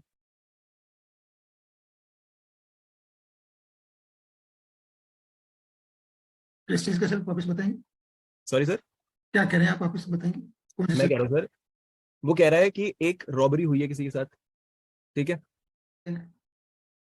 इस रॉबरी की बंदा कंप्लेंट करता है, हम्म, माने अभी मेरे को रॉब किया किसी ने, मैं पुलिस वाले के पास गया क्योंकि मेरे साथ रॉबरी हुई है, ठीक है। मेरे साथ रॉबरी होने का ये असर है, इन्फ्लुएंस है हम्म, कि मैं पुलिस वाले के पास जाता हूँ और कंप्लेंट करता हूँ, वो ठीक है। सेक्शन 8 में रेलेवेंट हो जाता है क्योंकि वो मेरा कंडक्ट है, मैंने क्या किया, मैंने क्या किया, है ना। राइट, हाँ, अब वो आगे कह रहा है the fact that he said he had been robbed without making any complaint is not relevant as conduct under this section.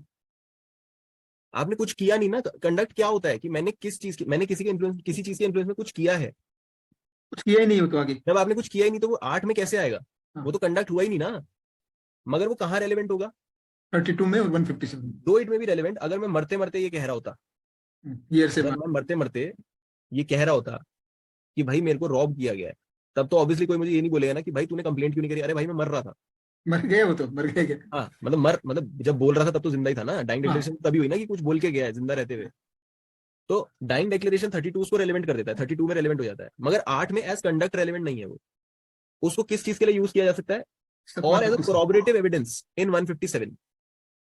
जो आदमी मरा और बोल के गया ए, इसके साथ रॉबरी हुई और कुछ लोगों ने चक्कू वक्कू भी मार दिया, और ये मरते मरते ये कह गया किसी आसपास खड़े आदमी को बी को कि मुझे रामू ने मारा, रामू ने रॉबरी करी और मारा, ठीक है, वो 8 में तो रेलेवेंट नहीं हुआ। क्यों नहीं हुआ, क्योंकि कोई कंडक्ट ही नहीं है यहाँ पे, उसके साथ तो बस क्राइम हुआ है, उसके बाद तो उसने कुछ नहीं किया ना। कंडक्ट क्या होता है, कुछ होने के बाद आपका आचरण, आगे आप क्या करते हो, वो तो यहाँ पे हो ही नहीं रहा, तो वो 8 में तो रेलेवेंट नहीं है। किस चीज में रेलेवेंट है, 32 में रेलेवेंट है क्योंकि वो मर गया। मरते मरते अगर वो कुछ कह गया तो डाइंग डिक्लेरेशन हो गई रिलेटेड टू हिज डेथ, मेरे साथ रॉबरी हुई है उसने बोला, राइट, 32 में रेलेवेंट हो गया, और दूसरा 157 में रेलेवेंट हो गया क्योंकि ये इसकी फॉर्मर स्टेटमेंट बन गई। ये एग्जैक्टली आज मेरा एक क्वेश्चन का डाउट क्लियर हुआ है। इससे मैं आपको बताऊं कि हिमाचल प्रदेश के जुडिशरी के पेपर में एक क्वेश्चन था जो आप बताइए। अच्छा, और 2005 का कैसा मेरे को याद नहीं आ रहा है, मैं पढ़ रहा था उसमें, उस लड़की ने ये जो आप बता रहे हो यही सारी बात बताई। वो मर गई, उसका रेप हुआ, रेविस हुई, रेविस होने के बाद में उसकी स्टाफ जा रहा था, उन्होंने गाड़ी में ले जाके उसके तो क्वेश्चन बनाया हुआ था, प्रोपोजिशन की बात करूं। उसके बाद में वो उसको हॉस्पिटल में लेके, हॉस्पिटल में जाने से पहले वो उनको कहता है, वो कहती है कि भाई इसको वहां लेके चलते हैं पुलिस थाना। वो लड़की कहती है पुलिस थाने मत ले जाओ मुझे, क्योंकि वो पुलिस थाने ले जाओगे तो मेरी बदनामी होगी, ये वो होगी। यहाँ प्रोविजन पूछा है वो क्वेश्चन में कि क्या प्रोविजन जो है इसमें लागू होंगे, कौन से में इनकंसिस्टेंट इरिलेवेंट है, कौन से में रिलेवेंट है, रिलेवेंट है तो किस में प्रोविजन, तो रिलेवेंट तो यहाँ नहीं बाबू, क्योंकि वो पोस्ट कंडक्ट दिखा नहीं रही है। अब आंसर है, मैं भी सोच रहा था इसका आंसर। तो ये रेलेवेंट होगा 32 में और 157 में। यस, आज और आंसर ये समझ तभी आएगा जब 157 कोई समझ चुका हूँ, वो सिर्फ 8 पढ़ रहा हूँ तो समझ नहीं आएगा। नहीं आएगा। ये है इसका सारा का सारा फंडा। 32 157 तीनों को क्वेश्चन था वो। तो थोड़ा सा डिफिकल्ट है, मैं सोच भी रहा था ये मैं इंट्रोड्यूस करूं पॉइंट या ना करूं, पर मैंने कहा चलो देख लेना चाहिए। लेकिन ये मैंने ये क्वेश्चन को देखा तो मैं कई दिन से अपने उसका आंसर ढूंढ पाया, आज मुझे कुछ लगा कि हाँ आंसर। चल ये तो अच्छी बात है। अब एक बार बाकी लोग बता दो, अगर आप लोगों को कहीं पे कोई प्रॉब्लम हो, कोई चीज समझ ना आई हो सकता है ये 8 जो हम 8 पे कनेक्ट करने की कोशिश कर रहे थे वो आपको समझ ना आया हो, या और कोई चीज जो हमने डिस्कस करी हो वो समझ ना आई हो। सर एक्सीलेंट सेशन सर, और आपको तो गुरु बना दिया सर आज। Thank you sir. अच्छा, जुडिशियल सर्विस सर, आप भी जुडिशरी दे रहे थे क्या? मैं जुडिशरी नहीं देता हूँ, लेकिन मैं जुडिशरी की पढ़ता रहता हूँ, उससे बहुत डाउट्स क्लियर होते हैं। हाँ नहीं, बहुत अच्छा लिखते हैं, यूनिवर्सल किया ना ये। हाँ हाँ, तो उससे आपके कई क्वेश्चन जो आपके माइंड में उसी में था ये देखो हमारी सेम बुक है। मैं क्या जुडिशरी दूंगा सर, जुडी रिटायर हो गया। सेम किताब है। तो मैं पहले पहले आपको देना सर, लेकिन मैं तो उसमें पढ़ने की इसके जो आप कोलैबोरेशन देख रहे हो वो कोलैबोरेशन करता रहता हूँ। देखो आप उसमें से पढ़ते हो, मैं पहले बेर एक्ट से पढ़ता हूँ, फिर मैं बटुक लाल से निकालता हूँ, फिर उसके बाद धीरज लाल, फिर धीरज लाल पे जाता हूँ, फिर एक फिर इनायतुल्लाह सामने पढ़ी है वो देखता हूँ, और फिर जुडिशियल सर्विस देखता हूँ। आप एडवांस में सर, हम तो इसको कभी पढ़ने का इंटरेस्ट आता तब देख नहीं पर मजा आता है, ये 4-5 जगहों से जब आप पढ़ लो ना तो काफी क्लैरिटी आ तो जाती फिर है। आपको डाउट, उसमें डाउट था, ये उसी में डाउट। चलो ये फिर मतलब हमें अब थोड़ा सा समझ आ गया है, और ये अगर किसी को ना आया हो समझ, if somebody is unable to understand it, एक दो बार रीडिंग करने के बाद ही आएगा, वो इतनी जल्दी नहीं आता, इट्स वेरी नॉर्मल। 156 157 में थोड़ा सा टाइम लगता ही लगता है। तो नाउ जस्ट टू कंक्लूड मैं एक बार फिर से बता देता हूं कि हमने किया क्या। हमने बात करी सेक्शन 156 और 157 की, और 156 ने in continuation of all the sections that we were reading about questions that can be asked in a court, हमें बताया कि भाई साहब आप कोरॉबरेशन के लिए भी, कोरॉबरेशन के पर्पस के लिए भी क्वेश्चंस पूछ सकते हो। अभी तक तो हम आपको बता रहे थे कि कैसे क्रॉस एग्जामिन करना है, कैसे कॉन्ट्राडिक्ट करना है, कैसे इंपीचमेंट करनी है, वो सारी चीजों पे हमने आपको बता दिया 146 155 इन सब चीजों में। 156 बताता है अब उन क्वेश्चंस के बारे में जिनको आप यूज करके अपने विटनेस की स्टेटमेंट को कोरॉबरेट कर सकते हो। और कोरॉबरेट का मतलब क्या बताया सुप्रीम कोर्ट ने? कोरॉबरेट का मतलब ये चेक करना, ये डिक्लेयर कर देना कि जो आदमी बोल रहा है वो ट्रुथफुल है, ट्रूथफुलनेस ऑफ विटनेस। उसकी एक्यूरेसी चेक करना। एक्यूरेसी चेक कैसे करोगे? 156 कहता है जो स्टेटमेंट वो आज खड़ा होकर कोर्ट में दे रहा है, वो स्टेटमेंट किसी ना किसी रेलेवेंट फैक्ट के बारे में, ऑब्वियसली कोर्ट में प्रोसीडिंग चल रही है, इधर उधर की बातें तो करोगे नहीं, कोर्ट के सामने हो तो रेलेवेंट फैक्ट्स है। वो जो रेलेवेंट फैक्ट हुआ, वो एक रॉबरी भी हो सकती है, एक्सीडेंट भी हो सकता है, मर्डर भी हो सकता है।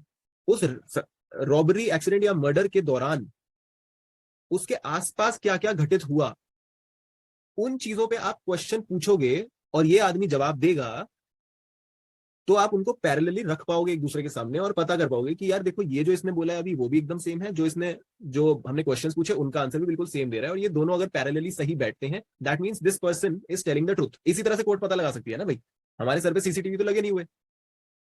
तो यही तरीका होता है कोर्ट में पता लगाने का कि कोई सच बोल रहा है या झूठ बोल रहा है। और अगर कोई झूठ बोल रहा होता है तो वो कहीं ना कहीं कॉन्ट्राडिक्शन छोड़ देता है। और अगर ये क्वेश्चनिंग करने के बाद अगली पार्टी आपको क्रॉस एग्जामिन करके कॉन्ट्राडिक्शंस निकाल लेती है, तो आपकी टेस्टिमनी टूट जाएगी, राइट? तो एक तरीका हमें 156 में दे दिया कोरॉबरेशन का, थ्रू क्वेश्चंस। अगला तरीका 157 में दिया। 157 में भी कोरॉबरेशन हो रही है, विटनेस की ही हो रही है, रेलेवेंट फैक्ट्स पे ही हो रही है, राइट? मगर तरीका अब क्या है? पहले आप क्या कर रहे थे? क्वेश्चंस पूछ रहे थे, इसी आदमी से यहीं खड़े होकर क्वेश्चंस पूछ रहे थे। अच्छा ये तब क्या हुआ, स्ट्रीट लाइट कैसी थी, यहाँ कौन मरा हुआ था, यहाँ पे कौन पैदा हो रहा था, यहाँ पे किसकी शादी हो रही थी, यहाँ पे कैसी दीवार थी, यहाँ पे क्या था क्या था क्या था क्या था, राइट? कोई झाड़ू लगा रहा था या नहीं लगा रहा था, कोई एम्बुलेंस थी या नहीं थी, कोई नाका लगा हुआ था या नहीं लगा हुआ था, ऑल दैट। या मैनर चेंज हो गया, या फॉर्मल स्टेटमेंट आ गया। यहाँ मैनर चेंज हो गया 157 में। 157 में आप कोरॉबरेशन किस तरह से कर रहे हो? फॉर्मल स्टेटमेंट्स को यूज करके, कि भाई ये आदमी जो आज यहाँ पे स्टेटमेंट दे रहा है, इसने पहले भी एक स्टेटमेंट दी थी, और वो पहली स्टेटमेंट जो इसने दी थी उससे मिला के देख लो। अगर ये पहले कुछ और कह रहा था, आज कुछ और कह रहा है, तो कॉन्ट्राडिक्शन आ जाएगी, राइट? और कॉन्ट्राडिक्शन आ गई तो मतलब ये विटनेस फेल हो गया, इसको कोर्ट से बाहर भगाओ, ही इज यूजलेस। मगर अगर दिख जाए कि हाँ फॉर्मली भी इसने कुछ ऐसा बोला था और आज भी ये एग्जैक्टली वही चीज बोल रहा है, that means he is telling the truth. ये फॉर्मल स्टेटमेंट कैसी हो सकती है? It can be an oral statement, a written statement, a statement on oath, a statement normally given to any person, और a statement given to a police officer who is competent to investigate a matter. ये किसी को भी दी जा सकती है, ठीक है? फॉर एग्जाम्पल, आपने कोई क्राइम होते हुए देखा, राइट? या चलो आपके साथ कोई क्राइम हुआ, आपके साथ रॉबरी हुई, और उस रॉबरी के दौरान कुछ और लोग भी थे जिन्होंने देखा कि आपको लूटपाट करके ले गए, सामान ले गए लूटपाट करके, है ना? तो या चलो ये वाला एग्जाम्पल छोड़ो, आप अपने घर में हो, बाहर गोली चलने की आवाज आई, जैसे ही आप बाहर पहुंचे, एक बंदा आपने देखा मरा हुआ है, दो बंदे यहां खड़े हुए हैं, एक बंदा भाग रहा है। जो दो बंदे हैं उन्होंने आपने कहा कि क्या हुआ, तो वो दोनों ने बताया आपको कि भाई वो देख उसने, रामू भाग रहा है ना, उसने ये राजू को मार दिया, गोली मार दी। ऐसे ही बताएगा ना बंदा कि भाई वो मार के चला गया, इसको उठाओ उठाओ लेके जाओ, ऐसे करके बोलेंगे, यही होगा ना सीन। तो ये जो दो बंदे खड़े थे जिन्होंने आपको बताया, है ना, आप सपोज करो कि ये लोग कोर्ट में है, मुकदमा चल गया इनके ऊपर भी, मुकदमा इनके ऊपर भी चल गया, और ये कोर्ट में बता रहे हैं कि सर हम लोग तो वहां खड़े हुए थे, हमने तो बल्कि जब ये आया तो हमने इसको उस टाइम बताया कि राजू ने मारा इसको, हम तो वहीं खड़े हुए थे। तो अब जब ये वो ऐसा कुछ बोल रहे हैं, तो आप इस आदमी को जो भाग के बाहर आया, आपको बुलाया जा सकता है और पूछा जा सकता है कि अच्छा इन्होंने ऐसी कोई स्टेटमेंट उस टाइम पे आपको दी थी क्या? इन्होंने ऐसा कुछ बोला था कि वो राजू भाग रहा है, उसने इसको मारा है? वो फॉर्मल स्टेटमेंट हो जाएगी इनकी। और जो आज ये बोल रहे हैं कोर्ट में खड़े होके, उसके साथ कोरॉबरेट कर सकते हो।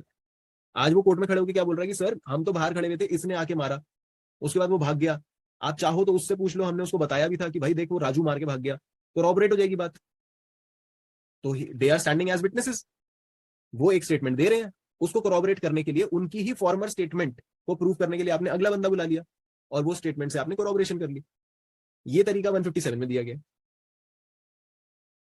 ठीक है, रिक्वायरमेंट क्या है, ये जो फॉर्मर स्टेटमेंट है ये एट और नियर अबाउट दैट इंसिडेंट होनी चाहिए, उसी टाइम के अंदर, उसी प्लेस में। ठीक है, या तो उस टाइम फ्रेम के अंदर, उसी टाइम 10-15 मिनट के अंदर अंदर वो चीज हुई है, या उसी जगह पे हुई है, वो रेलिवेंट होगी। या फिर आपने वो एज अ कंप्लेंट पुलिस वाले को दी है, तो भी वो कोरोबरेशन के लिए एक रेलेवेंट स्टेटमेंट मानी जाएगी। राइट, सो 156 एंड 157 का छोटा सा सार ये था। अब किसी का अगर कोई क्वेश्चन हो।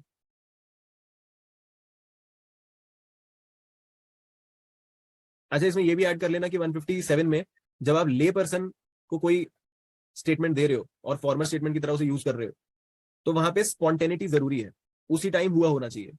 जब आप पुलिस वाले को दे रहे हो तो आपको रिलैक्सेशन मिल जाती है, और वो हमने कहां से डिसाइफर किया, द लिटिल कॉमा, और से पहले जो कॉमा लगा हुआ है हमने वहां से डिसाइफर किया उसे।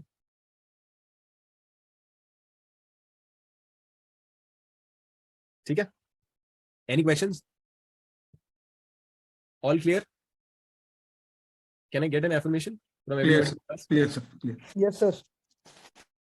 ठीक है sir, all right then, thank you so much. We'll continue with, we'll see if we can do a couple of judgments on this, या फिर हम पहले कवर कर लेते हैं आगे तक पूरा, और फिर हम जजमेंट देखना शुरू करेंगे इस पूरे पार्ट पे, क्योंकि this is a chain of sections. Sir पहले कंप्लीट कर ले, क्योंकि 158 और ये सब आगे की जो है हाँ, वो पहले कंप्लीट कर लेते हैं, कंप्लीट करके फिर जजमेंट पे जाएंगे तो समझ में ज्यादा आ जाएगा। हाँ, तो फिर रिवीजन भी हो जाएगी। हाँ, एक और रिवीजन ये सेक्शन पे वापस रिव्यू होता रहेगा। रिव्यू भी हो जाएगा। ठीक है, right sir, thank you so much everybody, good night, have a great good night, week, good night and sir. I will see you on Thursday again. ठीक है, अच्छा सर, ये मैं पूछ रहा था, जी सर। ये 14 और 15 को सैटरडे जो है इसको मकर Thank Sankranti, you, sir. A wonderful session, sir. Thank you Nandini. That was a wonderful session. Thank you, sir. Makar Sankranti को रहेगा क्या सैटरडे को? वो टीपी की और लोहड़ी भी है ना, इसलिए कर रहा हूँ, ये थोड़ा ठीक ही नहीं है। सर सैटरडे, हाँ सैटरडे को 14 तारीख है ना सर? मेरे ख्याल तो होगा सर, क्योंकि टीपीए का मिस नहीं करना चाहिए, टीपीए में बहुत दिन हो गए। नहीं हम मिस नहीं कर रहे हैं सर, मैम का बात कर रहे हैं। मेरे ख्याल होना चाहिए, मैं मैम को पहले ही कंफर्म कर दूंगा। ये पहले कंफर्म कर लेना सर। हाँ। क्योंकि लोहड़ी आ रही है बीच में, तो उस दिन ये फेस्टिवल शाम को ही होता है, न हो। नहीं, मोस्ट प्रोबेबली होगा, क्योंकि मैम पिछली बार भी कह रही थी कि काफी वो हो गया, फिर टेक्निकल ग्लिच आ गया था लास्ट टाइम, तो वो कह रही थी कि करना है लेक्चर, तो अब अगली बार चाहे जो भी नहीं हो। लेकिन शायद तुम माइंड में नहीं आई हो, इसलिए मैं कह रहा हूँ। हाँ, मैं उनसे बात कर लेता एक बार कल हूँ। कंफर्म कर लें, एक दिन पहले, तो ज्यादा ठीक रहेगी। Right sir, Right. ये कर लेता हूँ। ठीक है, yes sir, continue sir, Rishi sir. Yes, Raghav sir, I just want 2 minutes because there is a total stuck of mind in one of the case where I am a defendant and I am cross-examining the plaintiff, and the plaintiff has produced some documents of defendant, and some of these portions in the documents which are belonging to the earlier case of a defendant are helping him in that particular case. So in those documents, when I started asking those paras which are confirming the defendant's claim, or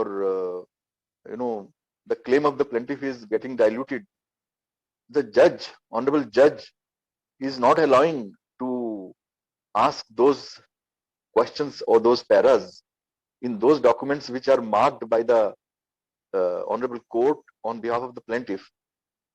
And he is saying, no, this is a judicial document, we will take care of it at the end when we are coming to the argument or giving judgment.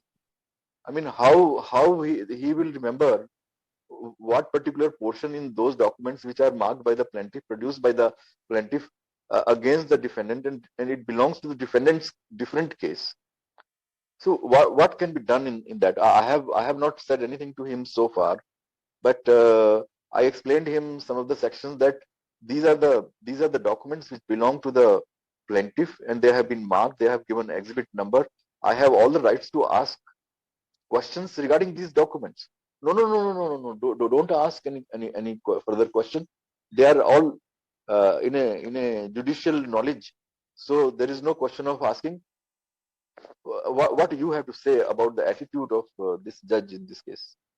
what is the difference I can take? if he's saying, मतलब जहां तक मुझे समझ आया, आप कह रहे हो कि उनका ऑब्जेक्शन ये है कि this is something that the court will take judicial notice of and that's why you don't have to ask questions on that.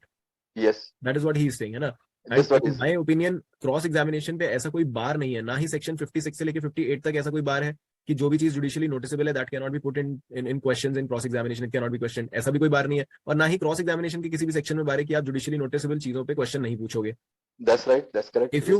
If you find any relevant sufficient cause to ask questions on that and you think you can get to some point with that, you can ask questions, but we have to give into the fact that ultimately it is the judge who's going to decide what's happening in the court, at least in his court. So But it is. the remedy for you is just to try to convince him. If you cannot convince him, then you have appeal or revision. Baki Chauhan sir I think better bata payenge, he has been नहीं, वो cross examination का तो right है sir इनका. right तो है, right है बिल्कुल तो एप्लीकेशन दे देंगे कोर्ट को कि मैं क्रॉस एग्जामिनेशन करना चाहता हूँ, आप राइट को डिनाई कीजिए ना सर. हाँ डिनाई कीजिए और फिर आप ऊपर कोर्ट आप में जाइए, क्योंकि लड़ सर, नहीं सकते हम, लड़ तो नहीं, सकते हैं. नहीं रिकॉर्ड पे एप्लीकेशन ले लीजिए सर, आप अलाउ नहीं कर रहे, बस आप अलाउ नहीं करें, जुडिशियल नोटिसेबल है तो हम आपको अलाउ नहीं करेंगे, आप सब रिकॉर्ड पे ले लीजिए, इतना कहना, वो अपने आप चुप हो जाएगी. तो उसको फिर लेने के बाद में रिवीजन में चले जाएं. हाँ, फिर भी उसको बोले साहब रिकॉर्ड पे ले लीजिए, आप मुझे अलाउ नहीं कर रहे. अभी ये तो सेशन कोर्ट है, तो रिवीजन तो हाई कोर्ट में ही होगा फिर. हाँ, जहाँ सब आपका अगर सेशन में तो हाई कोर्ट में जाओगे, लेकिन आप उसको रिकॉर्ड में ला दीजिए एप्लीकेशन देके. जैसा आप मुझे डिसअलाउ कर रहे हैं ना, कोई बात नहीं सर, आपका प्रोरोगेटिव है, आप मुझे किस पे अलाउ करेंगे किसको नहीं करेंगे, लेकिन मेरा क्रॉस एग्जामिनेशन का राइट आप डिनाई कर रहे हैं, मैं उसको रिकॉर्ड पे. हाँ, मैंने कर दिया, वो रिकॉर्ड पे ले लिया, मैंने उसको बोल दिया रिकॉर्ड पे ले लिया, हाई कोर्ट में कि अगर आप अलाउ नहीं कर रहे तो आप यहाँ लिख दीजिए, मैंने ये क्वेश्चन तो- पूछा था, आपने उसको डिसमिस कर दिया. तो रिकॉर्ड में लेके फिर आप हाई कोर्ट में रिवीजन में उसको लगा दीजिए सर, मेरे को तो राइट ही नहीं मिला ये रिवीजन, ये मेरे को अलाउ ही नहीं किया. ओके ओके, बट मेरे दिमाग में एक और बात थी जो मैं क्लियरफाई करना चाहता था, but it is a very very last chance. वहां पे एप्लीकेशन लगाई जा सकती है कि आप हमारा कोड चेंज कर दो. यू नहीं आर सर, नहीं सर, नहीं सर, आपको ट्रांसफर की एप्लीकेशन है उस पर नहीं होगी. No, because he is not doing justice to the. नहीं, लेकिन जस्टिस तो है, लेकिन कोर्ट किसी भी जज के लिए ये सब चीजें नहीं करेगा sir. So if the court is not doing justice, so the right path is to go in appeal or revision. The बस general आप path is transfer, not going from here to there. नहीं, वो नहीं है sir, वो आप client के हिसाब से नहीं चलेगा sir. Okay, fine, I got the answer. And I was thinking that under these circumstances, when I am deprived from asking the questions which are coming in my favor, so what I should do?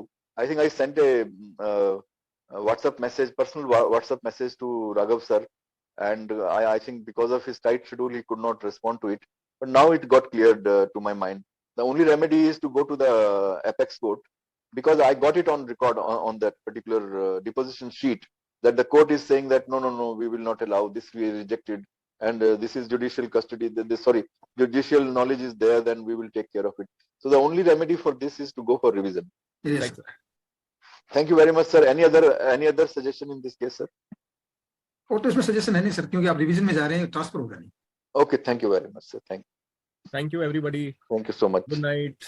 Have Okay, fun. good night, good Take night. care. Good night, sir. Good night sir, good night. Good Good night. night. Sorry. Good night. Sir good night.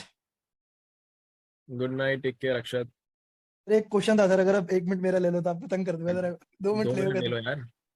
Sir मैं ज्ञान sir की वो classes देख रहा था sir, मेरे को section पता करना है कि जैसे फॉर एग्जांपल जो प्लेंटिफ है, ठीक है, प्लेंटिफ ने कहते हैं उसके बाद डॉक्यूमेंट है, उसके बाद डॉक्यूमेंट नहीं, रेस्पोंडेंट के बाद डॉक्यूमेंट है, तो वो ओरिजिनल डॉक्यूमेंट रेस्पोंडेंट के पास है तो प्लेंटिफ के पास है नहीं, तो उससे निकलवाना है, तो उसका कैसे सेक्शन होगा सर, और वो कैसे रेमेडी लेगा वो? ओरिजिनल डॉक्यूमेंट किसी और के पास है और आपको निकलवाना है उससे.